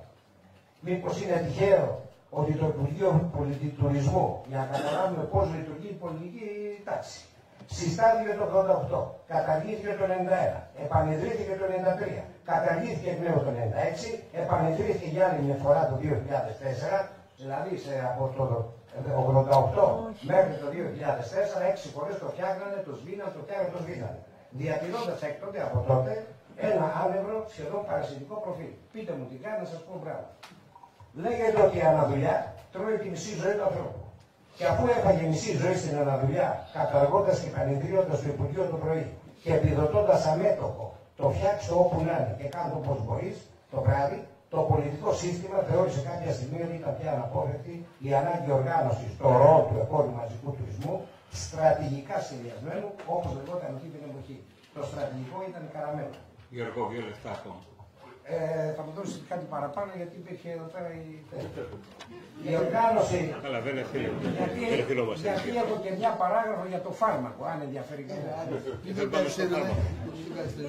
Η οργάνωση του μαζικού τουρισμού έγινε με αναγκαία με την είσοδο της χώρας στην οικονομική κρίση. Τα έχουμε ζήσει αυτά πριν από μια δεκαπενταετία, αλλά αποτελέσματά της υπήρξαν μοιραία. Η επιτακτικότητα εισρωής ζωτικών κεφαλαίων σε συνδυασμό με την τραγική έλλειψη συνείδησης, γνώσης και οράματος εγχώριας πολιτικής επένδυσαν άμεσα που αλλού στο πλαδαρό κεφάλαιο του μαζικού τουρισμού, θεσμοθετώντας άκρητα και τα εκτροματικά εσχάζε και εσχάδα. Είναι τέτοιο πράγμα. Στρατηγικές μελέτες, επενδύσεων κτλ. Που έπρεπε να αναδειχθούν σε ένα από τους επικινδυνότερους παράγοντες υποδίκες της ηλίους ανάπτυξης, της κοινωνικής συνοχής των τοπικών οικονομιών και της ακεραιότητας οικοσυστημάτων και φυσικού κεφαλαίου. Ως επιτοπλίστων του έφραστου νησιωτικού χώρου, τον οποίο στοχοποίησαν εύλογα και πρώτης. Γιατί γίνανε σκάζε και αυτά, γίνανε πολλά. Θυμάμαι εκεί, εδώ είναι η κυρία Ευθυμιά που ήμασταν μαζί την εποχή, το κάμπο σίδερο στην Κρήτη, το ερημίτης που δεν βρήκαν άκρη και όλα αυτά. Υπογράφαν αυτοί και εμείς τρέχανε. Προϊόντα της συγχώρεσης των νόμων 38-4 του 10 και 40-02 του 11, τα εκτορματικά νομοθετήματα πρόβλεπαν την αδειοδότηση των περιώνυμων σύνθετων τουριστικών καταδημάτων, δηλαδή μονάδες ξενοδοχείων και τουριστικών κατοικιών πρωτόγνωρας κλίμακας για την εποχή, κυριολεκτικά λευκό. Πέρα από κάθε δέσμευση ως προς το εθνικό και το περιφερειακό πολιτικό σχεδιασμό και το υποτιθέμενο, που δεν υπάρχει ακόμα, θαλάσσιο προταξικό. Εκτός των τοπικών πολεμικών σχεδίων. Υπήρχαν αυτά ήταν εκτός και μας έχουν και τώρα. Θα μείνουν εκτός. Σε καταστρατήγηση των ισχυρότερων πολεμικών κανόνων. Ο καθένας πήγε όπως θέλει. Σε παράκαψη της περιβαλλοντικής νομοθεσίας και του καθεστώτος των προστατευόμενων περιοχών Αιγιαλού και Βαραλίας. Σε πλήρη αδιαφορία για τη φέρουσα ικανότητα των τόπων δημιουργίας τους σε όλες τις διαστάσεις. Φέρουσα ικανότητα έχει 3 διαστάσεις. Την οικολογική, την κοινωνική και την οικονομική. και αποκλειστικά και μόνο βάσει της διακριτικής ευχέρειας μιας επιτροπής λίγων υπουργών, με μόνο κριτήριο την πρόσβαση στον χώρο της επένδυσης μέσω αναγνωρισμένου τρόπου, το οικονομικό ύψος της επένδυσης και τις προτινόμενες θέσεις εργασίας. Φέρε μου ένα τοπογραφικό μετρόνο, πες μου πώς θα τα πάρεις και πώς θα απασχολείς και πάρ' την άλλη. Συντονιστά. Λοιπόν, θα ήταν περιττό να αναφέρουμε τη γενική κατανομή της εποχής που ακολούθησε τις πρώτες ορευτικές άδειες αδειοδοτήσεις αυτών των κατασκευαστικών δίθεν επενδύσεων στην Ίο, στη Θειότιδα, στην Κέρκυρα. Στη Θειότιδα υπήρχε το Αταλάντα Χ με 9.000 σκήνες περίπου. Στο κάμπο σίδερο της Κρήτης, το αμμουδαράκι της Μήλου, αυτό το είχαμε διακόψει με το Φίλιππο Δραγούνη. Είχε στην Ερμιονίδα. Όσο επιστολή, ποιο διαμαρτυρόταν εκεί την εποχή, η Κολόη. Δεν υπήρχε άλλο. Δεν θα ήταν όμως περιττό να αναφερθούμε, και εδώ μπαίνουμε στο ζουμί, κύριε Συντονιστά, στη βαθιά έκπληξη των όσων δοκίμασαν τον δρόμο των πρώτων καταγγελιών και των διοικητικών προσφυγών, όταν βρέθηκαν μπροστά, που βρεθήκαμε, σε ένα συνοδήλευμα ληψών νομοθετημάτων, ενίοτε φωτογραφικών, έχω στοιχεία γι' αυτό, σε σκόπιμη απουσία μιας σοβαρής χερσαίας και θαλάσσιας χωροκαξίας, σε εξαϊλωμένους ελεκτικούς μηχανισμούς, και εδώ υπάρχουν στοιχεία, ή και σε ζητημένες τοπικές διακυβερνήσεις, που έδιναν το ελευθέρας στην άνετη εφαρμογή των υποπτώνων Εσχάζη και Θάρα και επέτρεπαν στην πολιτική όλων των κυβερνήσεων να ανάγει τη συστηματική καταστροφή της φυσικής και πολιτικής κληρονομιάς σε σχεδόν καθημερινότητα. Και αν αυτό ισχύει μία φορά για τους διάφορους μαρτυρικούς φυσικούς τόπους της χώρας, ισχύει 10 φορές παραπάνω για τον νησιωτικό μας χώρο εμφατικής ιδιαιτερότητας που χαρακτηρίζεται πλέον επίσημα από την Ευρωπαϊκή Ένωση ως απειλούμενο περιβάλλον. Τελειώνω εδώ περίπου. Ποια είναι η προϋπόθεση για να σώσουμε την νησιωτική μας κληρονομιά, μήπως η συγκρότηση μιας εύρωστης νησιωτικής πολιτικής? Εγώ λέω αυτό. Τι σημαίνει νησιωτικός χώρος, τι το διακρίνει, ποια τα χαρακτηριστικά και ποια η σημασία του, ποια η διαφορά διαχείρισης ως προς τους άλλους χώρους, όπως ο υπηρετικός, ο ορεινός, ο παιδινός ή ακόμα και αν θέλουμε ο αστικός ή ο περιαστικός. Ποια η θεώρηση της πολιτικής γι' αυτό, πώς τον θεωρεί, τι αξία του προσδίδεται, πώς το διαχειρίζεται. Ο νησιωτικός χώρος της Ευρωπαϊκής Ένωσης απαριθμεί 2.400 νησιά, που ανήκουν σε 13 κράτη-μέλη και κατοικούνται από 20 εκατομμύρια Ευρωπαίους πολίτες. Το 95% αυτών των 20 εκατομμυρίων κατοικεί το νησιωτικό χώρο της Μεσογείου, της Σκάνης, Σικελίας, Σαρδινία και Κρήτη.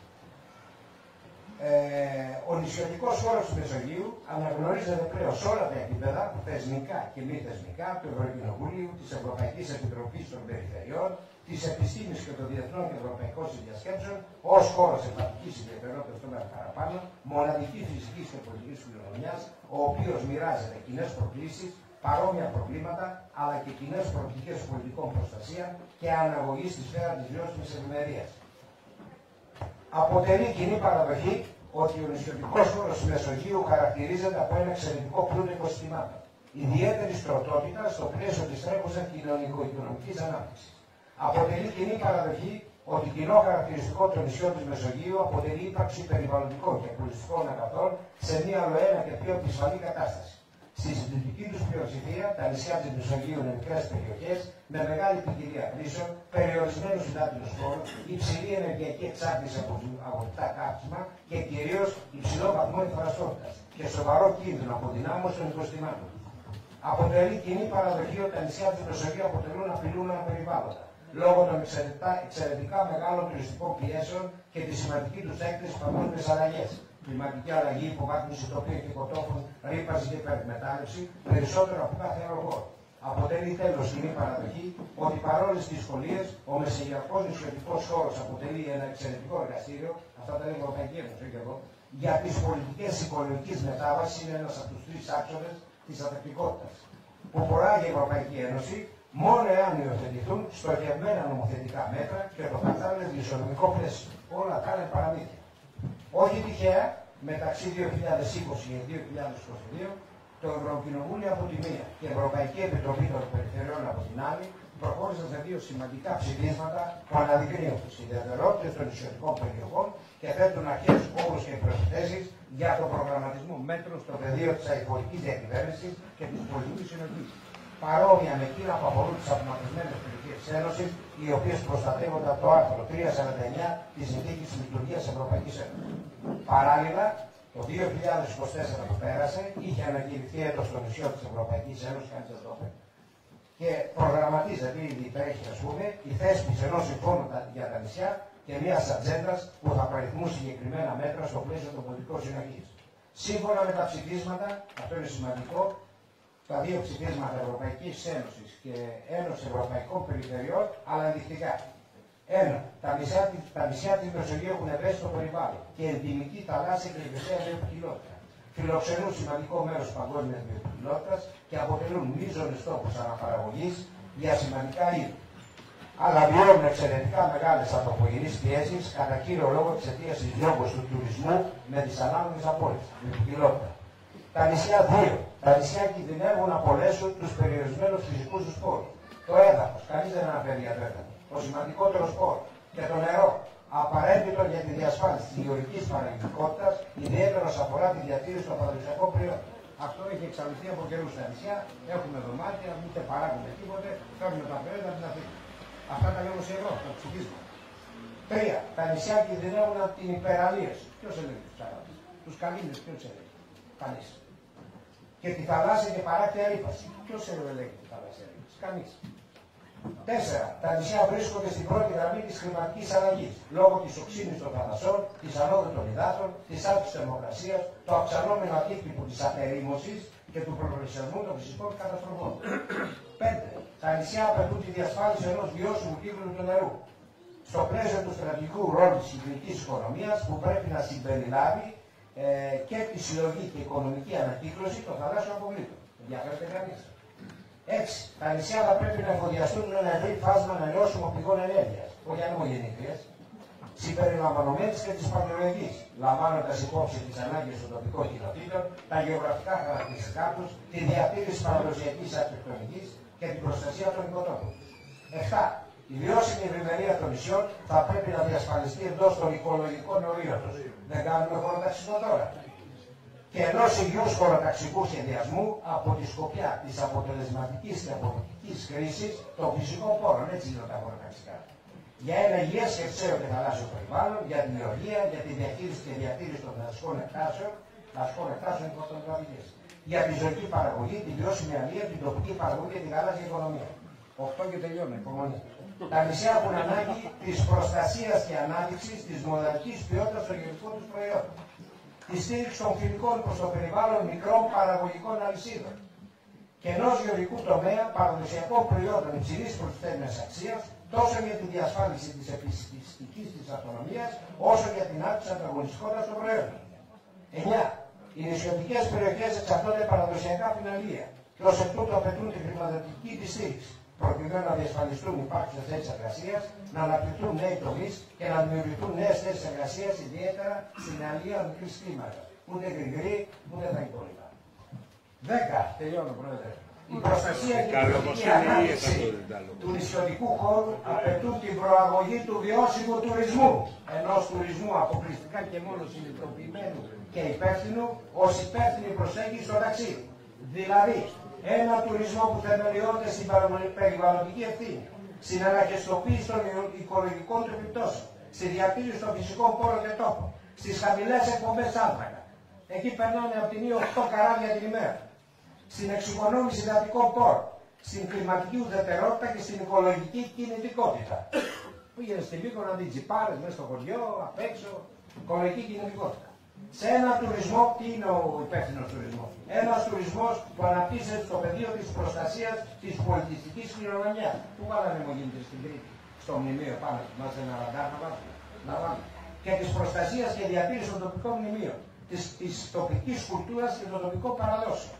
Τέλος, ένα τουρισμό, ποιος είναι υπεύθυνος, που θεμελιώνεται σε επιλογές που έχουν ως στόχο τη στήριξη της μακροπρόθεσμης κοινωνικής και οικονομικής βιωσιμότητας των τοπικών κοινοτήτων. 11, λέει το ψήφισμα, η προστασία της πολιτικής διάστασης των νησιών είναι θεμελιώδους σημασίας και απαιτεί την προστασία της πολιτιστικής και γλωσσικής ταυτότητας. Η γλωσσική ταυτότητα την έχουμε ξεχάσει. Καταλήγω. Το σημερινό ψήφισμα, λέει κάποιος που βγήκε από το Ευρωκοινοβούλιο, αποτελεί ένα σημαντικό βήμα στην πορεία προς την αναγνώριση της νησιωτικής διάστασης στο πλαίσιο των πολιτικών και της νομοθεσίας της Ευρωπαϊκής Ένωσης. Δήλωσε μετά την έγκριση του ψηφίσματος με 577 υπέρ από το Ευρωκοινοβούλιο, ένα σημαίνον μέλος του και μέλος της Ευρωπαϊκής Επιτροπής Περιφερειών. Συνεχίζει. Αποτελεί ένα σημαντικό βήμα που αποκαθιστά ισορροπίες, χαράσει διαδρομές μεταρρύθμισης των ευρωπαϊκών πολιτικών και αποκαθιστά την αξιοπρέπεια σε περισσότερα από 20 εκατομμύρια Ευρωπαίους πολίτες, κατανοημένους σε 2.400 νησιά που ανήκουν σε 13 κράτη-μέλη. Με την έγκριση του ψηφίσματος δίνεται επιτέλους η πρέπουσα προσοχή στην περιφέρεια της Ένωσης ως αναπόσπαστο κομμάτι του ίδιου απλό παράδειγμα.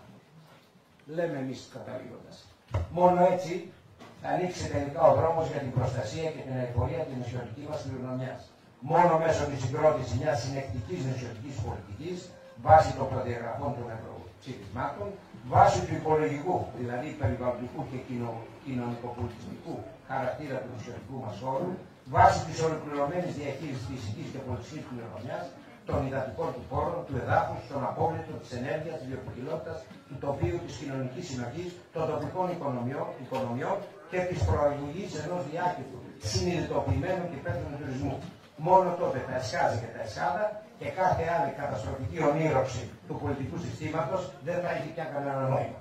Διαφορετικά, μας βλέπουν να συνεχίζουν μέχρι το τέλος του χρόνου μεταξύ καταγγελιών, μηνύσεων, προσφυγών, υπουργείων, επιθεώρησης περιβάλλοντος, εισαγγελίων δικηγόρων, αλλά και των γκισέ των τραπεζών για την αποπληρωμή των αμοιβών τους. Και όποιος αντέξει. Ευχαριστώ.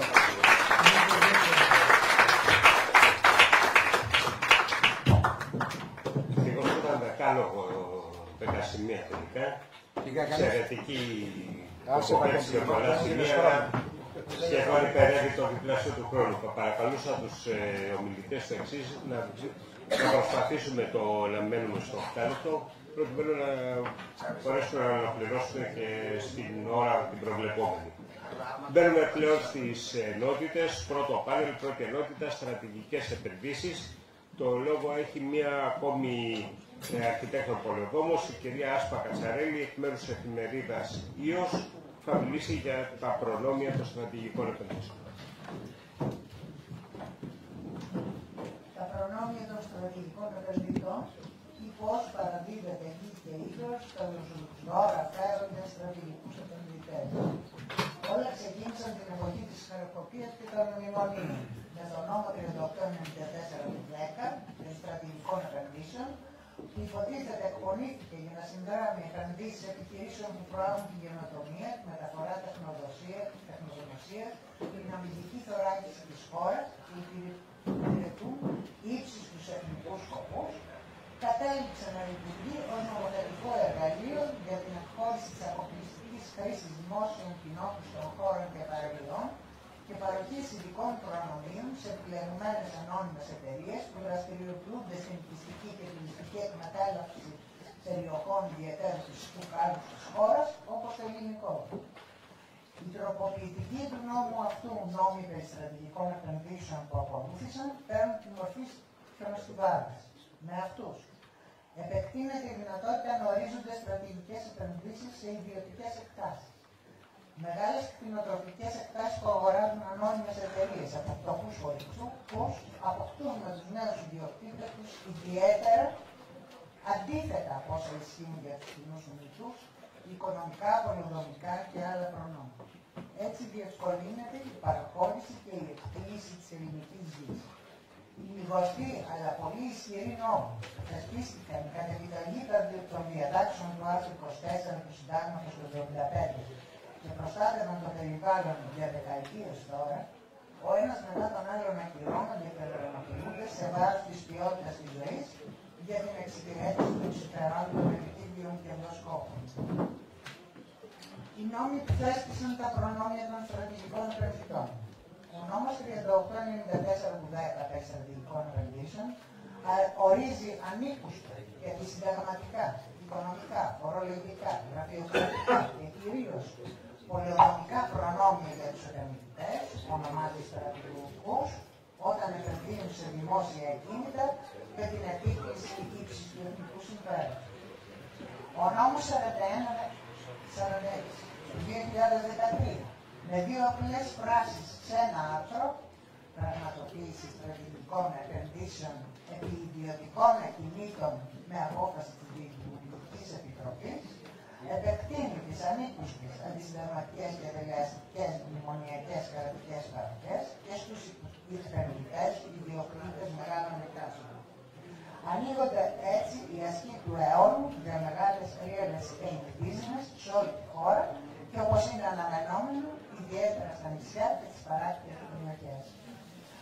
Ο νόμος 4092 του 12 επιτρέπει την απευθείας παραχώρηση στους στρατηγικούς επενδυτές του Αιγιαλού και της παραλίας μπροστά από τις ιδιοκτησίες τους και αποκλειστική χρήση των πελατών τους και για 99 χρόνια με δυνατότητα παράτασης.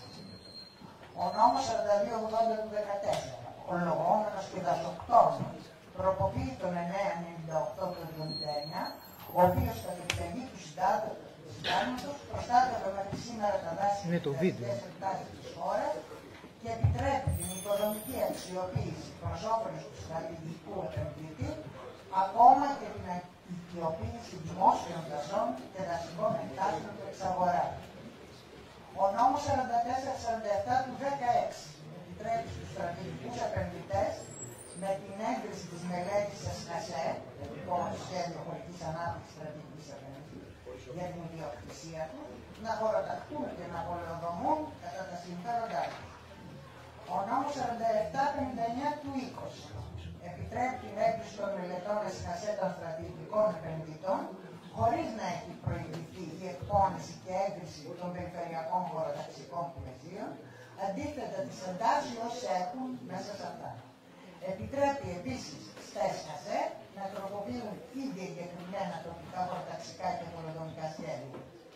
Στη συνέχεια, με προεδρικό διάταγμα, εγκρίνεται λιμοτοπικό σχέδιο στην έκταση του επενδυτή, εν αγωνία και χωρίς τη συνταγματικά κατοχυρωμένη συμμετοχή των τοπικών κοινωνιών και των εκλεγμένων αντιπροσώπων. Οι νέες χωροταξικές και πολεοδομικές μελέτες σε εθνικό, περιφερειακό και τοπικό επίπεδο, με την πανοπουσία διαφημίστηκαν και ξεκίνησαν να εκπονούνται με πακτολούς χρημάτων της Ευρωπαϊκής Ένωσης από το Υπουργείο Χωροταξίας, αποδεικνύεται ότι είναι προσημαντικές για τα νησιά και τις παράκτιες περιοχές, καθότι εξαιρούνται από αυτές τις μελέτες οι τεράστιες εκτάσεις των στρατηγικών επενδυτών, για τις οποίες εγκρίνονται μελέτες ΕΣΑΣΕ, σαν να πρόκειται για ανεξάρτητα αυτόνομη ιδιωτικά κρατήρια εντός του ελληνικού χώρου. Ο νόμος 4864 του 21, εκτός από επιπλέον οικονομικές και γραφειοκρατικές διευκολύνσεις των στρατηγικών επενδυτών, δίνει ακόμα ως και τη δυνατότητα έγκρισης αναγκαστικών απαρτοτριώσεων γειτονικών ιδιοκτησιών για την πραγματοποίηση έργων που εξυπηρετούν τους επενδυτές. Ο τελευταίος αυτός νόμος έρχεται να κλείσει ένα δεκαετή κύκλο παραχωρήσεων και παράδοσης των πιο αξιόλογων φυσικών πόρων της χώρας, υγιαλών, παραλιών και δασικών εκτάσεων σε ανώνυμες και κερδοσκοπικές εταιρείες, καταργώντας ουσιαστικά τη συνταγματικά κατοχυρωμένη υποχρέωση των εκάστοτε κυβερνήσεων για δημόσιο, χωροταξικό και πολεοδομικό σχεδιασμό της χώρας, αγαθό αναντικατάστατα και προϋπόθεση απαραίτητη για την ποιότητα ζωής και την ευημερία των πολιτών.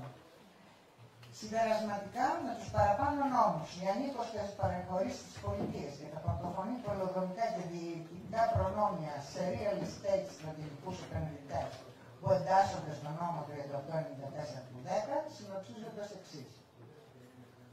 Τεράστιες οικονομικές επιδοτήσεις, φορολογικές απαλλαγές και γραφειοκρατικές διευκολύνσεις των ενταχθέντων εταιριών.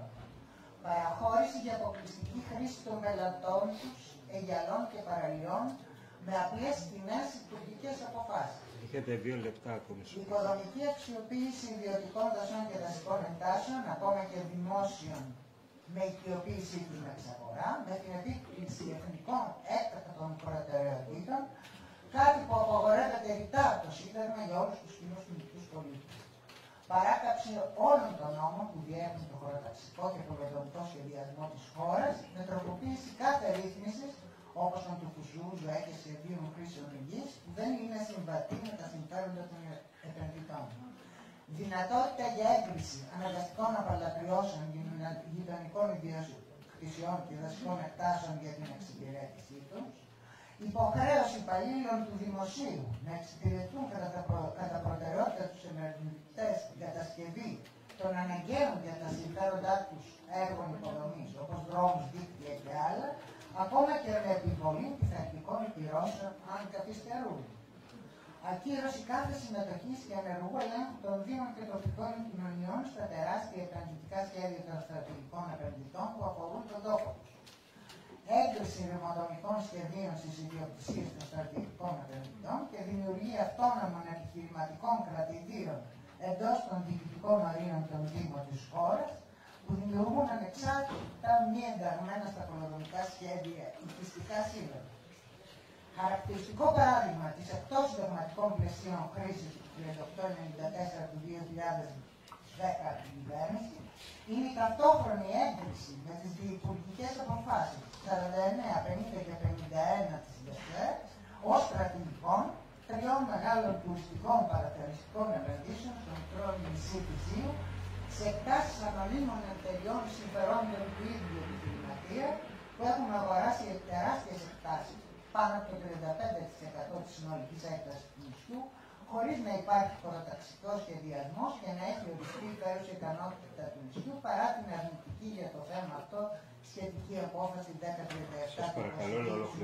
του Κρατίας και τις επίσημες προειδοποιήσεις περιβαλλοντικών οργανώσεων. Συμπληρωματικά θα θέλουμε να επισημάνουμε ότι οι περισσότερες από τις απαράδεκτες διατάξεις που εντοπίσαμε ισχύουν και για τα σύνθετα τουριστικά καταλήμματα. Καλούμε την κυβέρνηση να καταλήψει την καταστροφική αυτή πολιτική που στρέφεται κατά του περιβάλλοντος και εξαντλεί τους φυσικούς πόρους του και στα πλαίσια μιας κλιματικά δίκαιης ανάπτυξης. 1. Να καταργήσει τις απαράδεκτες και πρόδειλα τις συνταγματικές διατάξεις περιστρατηγικών επενδύσεων στον τουρισμό και των σύνθετων τουριστικών καταλυμάτων. 2. Οι νέες χωροταξικές και πολεοδομικές μελέτες που θα εγκριθούν να προσδιορίζουν κατά προτεραιότητα ζώνες προστασίας των παράλληλων περιοχών της χώρας, ιδιαίτερα των νησιών, από την αλόγιστη τουριστική ανάπτυξη. Καλούμε επίσης τα κόμματα της αντιπολίτευσης να συμπεριλάβουν στα προγράμματά τους τις προτάσεις μας και να υποστηρίξουν τον αγώνα μας εντός και εκτός Βουλής.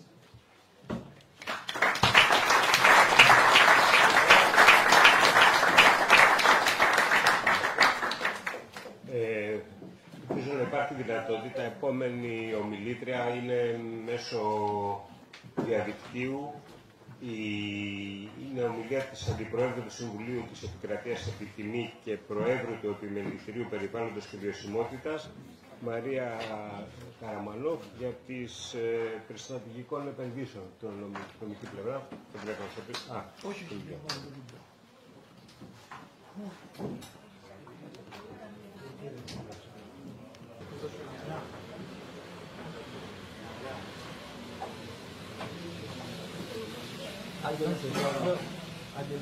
Για κοίταξε, μήπως βρεις τους Καραμανούς εδώ. Γιατί έχει γίνει, δεν περίμενα. Στην επιφάνεια εργασία. Έλα, γιατί δεν το βρίσκουμε αυτό της Καραμανούς. Όσο ο άνθρωπος επιβάλλεται στην τεχνολογία, πάντως είναι παρήγορο παράδειγμα.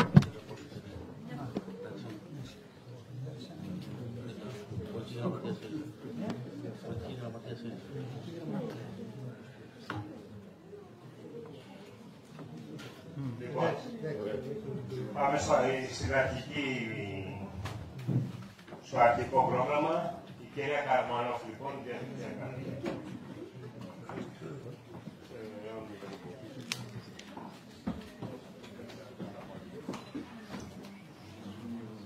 ξεκινήσει. Κύριε Βαγιανού, θα αναπτύξει το θέμα, θα παρουσιάσει το θέμα οι επιπτώσεις των στρατηγικών τουριστικών επενδύσεων στις τοπικές οικονομίες αλλά και στην εθνική οικονομία.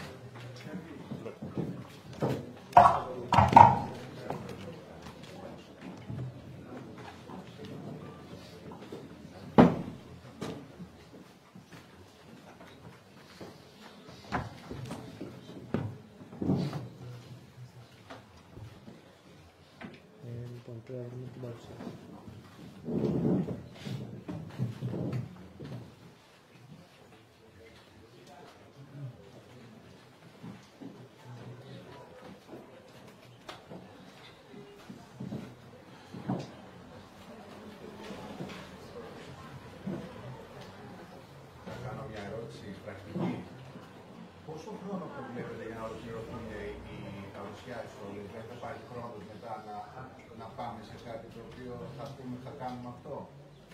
Κοίταξε, η πρόβλεψη είναι άμα κηρυχθεί το κάλυπτο που λέμε για τις ομιλίες, είναι ακόμα 5 ομιλητές, 5-8-40 λεπτά. Πρέπει να το τηρήσει ο κόσμος και πραγματικά είναι θέμα σεβασμού για τους υπόλοιπους. Λοιπόν, καλησπέρα και από μένα. Εγώ είμαι συνεργάτης του ΣΕΙΒΙΟΣ και μελετητής, αρχιτέκτονας Πολεοδόμος, μελετητής της φέρουσας ικανότητας για λογαριασμό του ΣΕΙΒΙΟΣ. Λειτουργεί αυτό. Το στοιχείο μου δεν είναι τα οικονομικά δεδομένα, γι' αυτό θα παρακαλούσα ότι δεν μπορώ να απαντήσω στις ερωτήσεις σας. Απλώς θα διαβάσω την εισήγηση του Δημήτρη Βαλιανού, Προέδρου του Σωματείου. Εγώ, ως αρχιτέκτονας του Πολεοδόμος, έχω εκπονήσει τη μελέτη φέρουσας ικανότητας, την οποία μπορείτε να δείτε αργότερα εδώ. Λοιπόν, το θέμα της εισήγησης είναι οι επιπτώσεις των στρατηγικών επενδύσεων στις τοπικές οικονομίες και στην εθνική οικονομία. Οι στρατηγικές επενδύσεις είναι αυτές που κρίνονται από το αρμόδιο κυβερνητικό όργανο, τη Διυπουργική Επιτροπή Στρατηγικών Επενδύσεων, ως στρατηγικής σημασίας για την εθνική οικονομία. Η ΔΕΣΕ θεωρεί ότι οι στρατηγικές επενδύσεις στον τουριστικό κλάδο. Κάνει λίγο παρεμβολές στο μικρόφωνο. Είναι κλειστό. Ναι. Είναι κλειστό. Ακουγόταν. Ωραία, προσπαθήσω. Λοιπόν, η ΔΕΣΕ θεωρεί ότι οι στρατηγικές επενδύσεις στον τουριστικό κλάδο πρώτον δημιουργούν πολλές θέσεις εργασίας και δεύτερον έχουν πολλαπλασιαστικά αποτελέσματα για άλλες επιχειρήσεις και κλάδους της οικονομίας, γιατί γάμα συμβάλλουν στην ποιοτική αναβάθμιση του τουριστικού προϊόντος μας. Είναι όμως τα οικονομικά και κοινωνικά ωφέλη έτσι όπως διαφημίζονται? Θεωρώ, ο Δημήτρης Βαγιανός γράφει, ότι τα οικονομικά και κοινωνικά ωφέλη των στρατηγικών επενδύσεων στον τουριστικό κλάδο είναι χαμηλά. Και είναι σφάλμα οι επενδύσεις αυτές να επιδοτούνται. Θα αναπτυχθούν δύο επιχειρήματα. Πρώτον, δεν είναι θεμιτό να στηρίζεται η οικονομία της χώρας μας στον τουρισμό στον βαθμό που αυτό συμβαίνει και να επιδοτείται ο κλάδος αυτός στον βαθμό που επιδοτείται σήμερα. Αυτό συνεπάγεται ότι οι στρατηγικές τουριστικές επενδύσεις δεν είναι στρατηγικής σημασίας για τη χώρα. Δεύτερον, ενώ ο τουρισμός θα πρέπει να συνεχίσει να έχει ένα σημαντικό ρόλο στην οικονομία μας, αλλά μικρότερο, θα πρέπει να αναβαθμιστεί ποιοτικά. Το μοντέλο των στρατηγικών τουριστικών επενδύσεων δεν είναι το ενδεδειγμένο για την αναβάθμιση αυτή. Σχετικά με το πρώτο επιχείρημα, ο Δημήτρης Βαγιανός έχει δημοσιεύσει πριν ένα χρόνο ένα άρθρο στην Καθημερινή μαζί με τον Κώστα Μεγή και τον Χριστόφορο Πισαρίδη, όπου εξηγούν ότι η ελληνική οικονομία βασίζεται πολύ περισσότερο στον τουρισμό από άλλες χώρες της Ευρωπαϊκής Ένωσης, ακόμα και τις πιο τουριστικές. Είναι αυτό θεμιτό?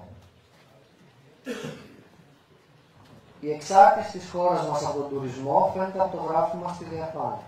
Το γράφημα δείχνει την απασχόληση του τουριστικού κλάδου ως ποσοστό της συνολικής απασχόλησης στον ιδιωτικό μη χρηματοπιστωτικό τομέα. Τα στοιχεία προέρχονται από τη Eurostat και το ποσοστό στην Ελλάδα είναι τριπλάσιο από το μέσο όρο της Ευρωπαϊκής Ένωσης και διπλάσιο από τις μεσογειακές τουριστικές χώρες όπως η Ισπανία, η Ιταλία και η Κροατία. Γιατί η μεγάλη εξάρτηση της οικονομίας μας από τον τουρισμό δεν είναι θεμιτή? Το επιχείρημα που αναπτύσσουμε στο άρθρο είναι ότι σε μεγάλο βαθμό οικονομικό. Η παραγωγικότητα στον τουριστικό κλάδο είναι χαμηλή σε σχέση με άλλους κλάδους όπως η μεταποίηση και η τεχνολογία και αυτό συμβάλλει σε χαμηλή παραγωγικότητα στο σύνολο της οικονομίας και σε χαμηλά εισοδήματα. Η παραγωγικότητα στον τουριστικό κλάδο είναι χαμηλή επειδή μεταξύ άλλων πρώτον η μέση εξειδίκευση των εργαζομένων είναι χαμηλή και δεύτερον το τουριστικό προϊόν είναι εποχικό, οπότε το εργατικό δυναμικό παραμένει ανενεργό μετά τη σεζόν. Και τρίτον, οι τουριστικές επιχειρήσεις είναι συνήθως μικρές. Το γράφημα στη διαφάνεια δείχνει την απασχόληση στην Ελλάδα σε βασικούς τομείς της οικονομίας σε σύγκριση με τον Ευρωπαϊκό Μεσόωρο. Η ομαδοποίηση των κλάδων που κάνει η Eurostat δεν δείχνει τον τουριστικό κλάδο ξεχωριστά. Ο τουριστικός κλάδος συμπίπτει σε μεγάλο βαθμό με τον κλάδο εστίασης και διαμονής, που το γράφημα δείχνει. Το ποσοστό απασχόλησης στον κλάδο εστίασης και διαμονής στην Ελλάδα είναι περίπου τριπλάσιο από τον ευρωπαϊκό μέσο όρο. Αντίστροφα, η Ελλάδα υπολείπεται του ευρωπαϊκού μέσου όρου σε κλάδους όπως η μεταποίηση, η πληροφορική και η τηλεπικοινωνία. Το γράφημα στη διαφάνεια συνδέει το προηγούμενο γράφημα με την παραγωγικότητα. Οι πορτοκαλί μπάρες δείχνουν το ποσοστό απασχόλησης σε κάθε κλάδο στην Ελλάδα σε σχέση με τον ευρωπαϊκό μέσο όρο. Η μπλε γραμμή δείχνει την παραγωγικότητα ανά κλάδο.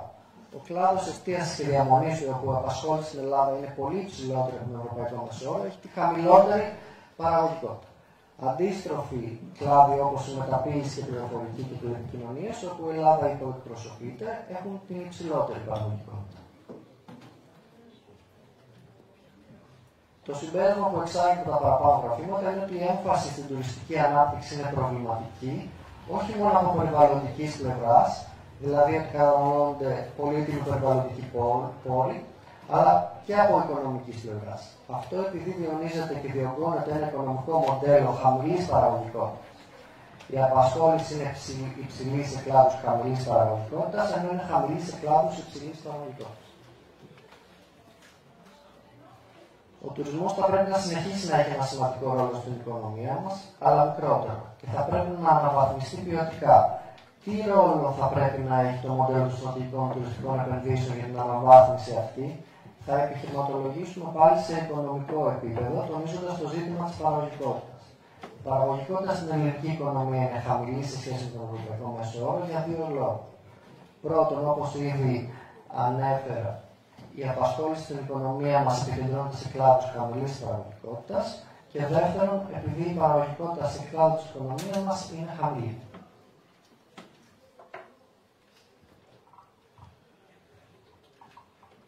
Έχετε δύο ακόμα. Η διαφάνεια δείχνει την υστέρηση της παραγωγικότητας στην Ελλάδα σε σχέση με τον ευρωπαϊκό μέσο όρο σε κάθε κλάδο της οικονομίας.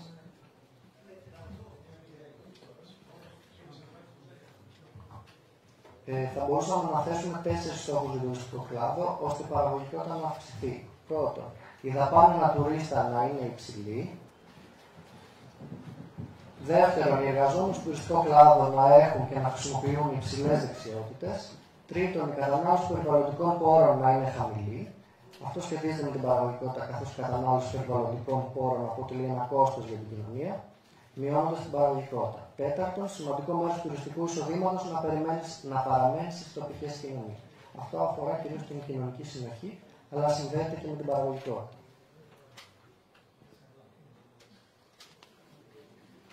Η επίτευξη των παραπάνω στόχων απαιτεί τη σύνδεση του τουριστικού προϊόντος με την ιστορία και την παράδοση των τόπων. Ως προς το πρώτο στόχο, όταν το τουριστικό προϊόν συνδέεται με τοπικά χαρακτηριστικά, τότε είναι ελκυστικό για μεγαλύτερο μέρος του χρόνου, εκτός από τους καλοκαιρινούς μήνες.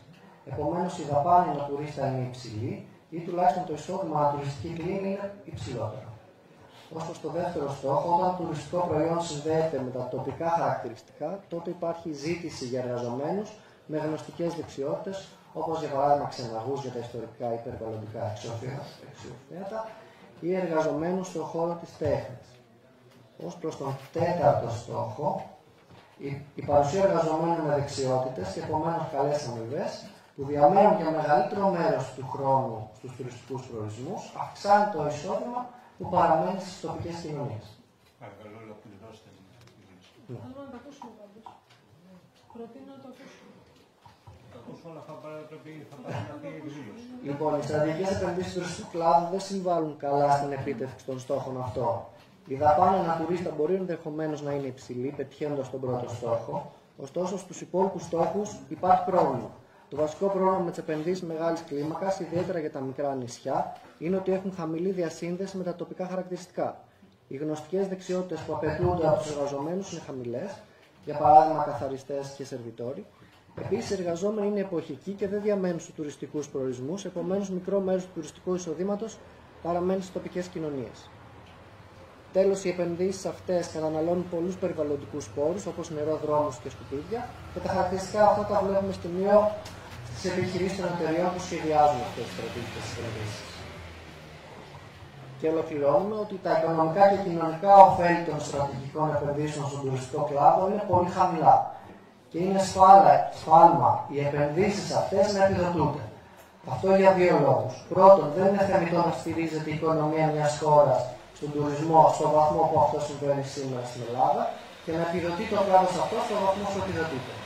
Δεύτερον, το μοντέλο των στρατηγικών τουριστικών επενδύσεων δεν είναι το ενδεδειγμένο για την αναβάθμιση του τουριστικού μας προϊόντος, καθώς δεν συνδέεται με τοπικά χαρακτηριστικά, ιδιαίτερα αυτά των μικρών νησιών. Ευχαριστούμε.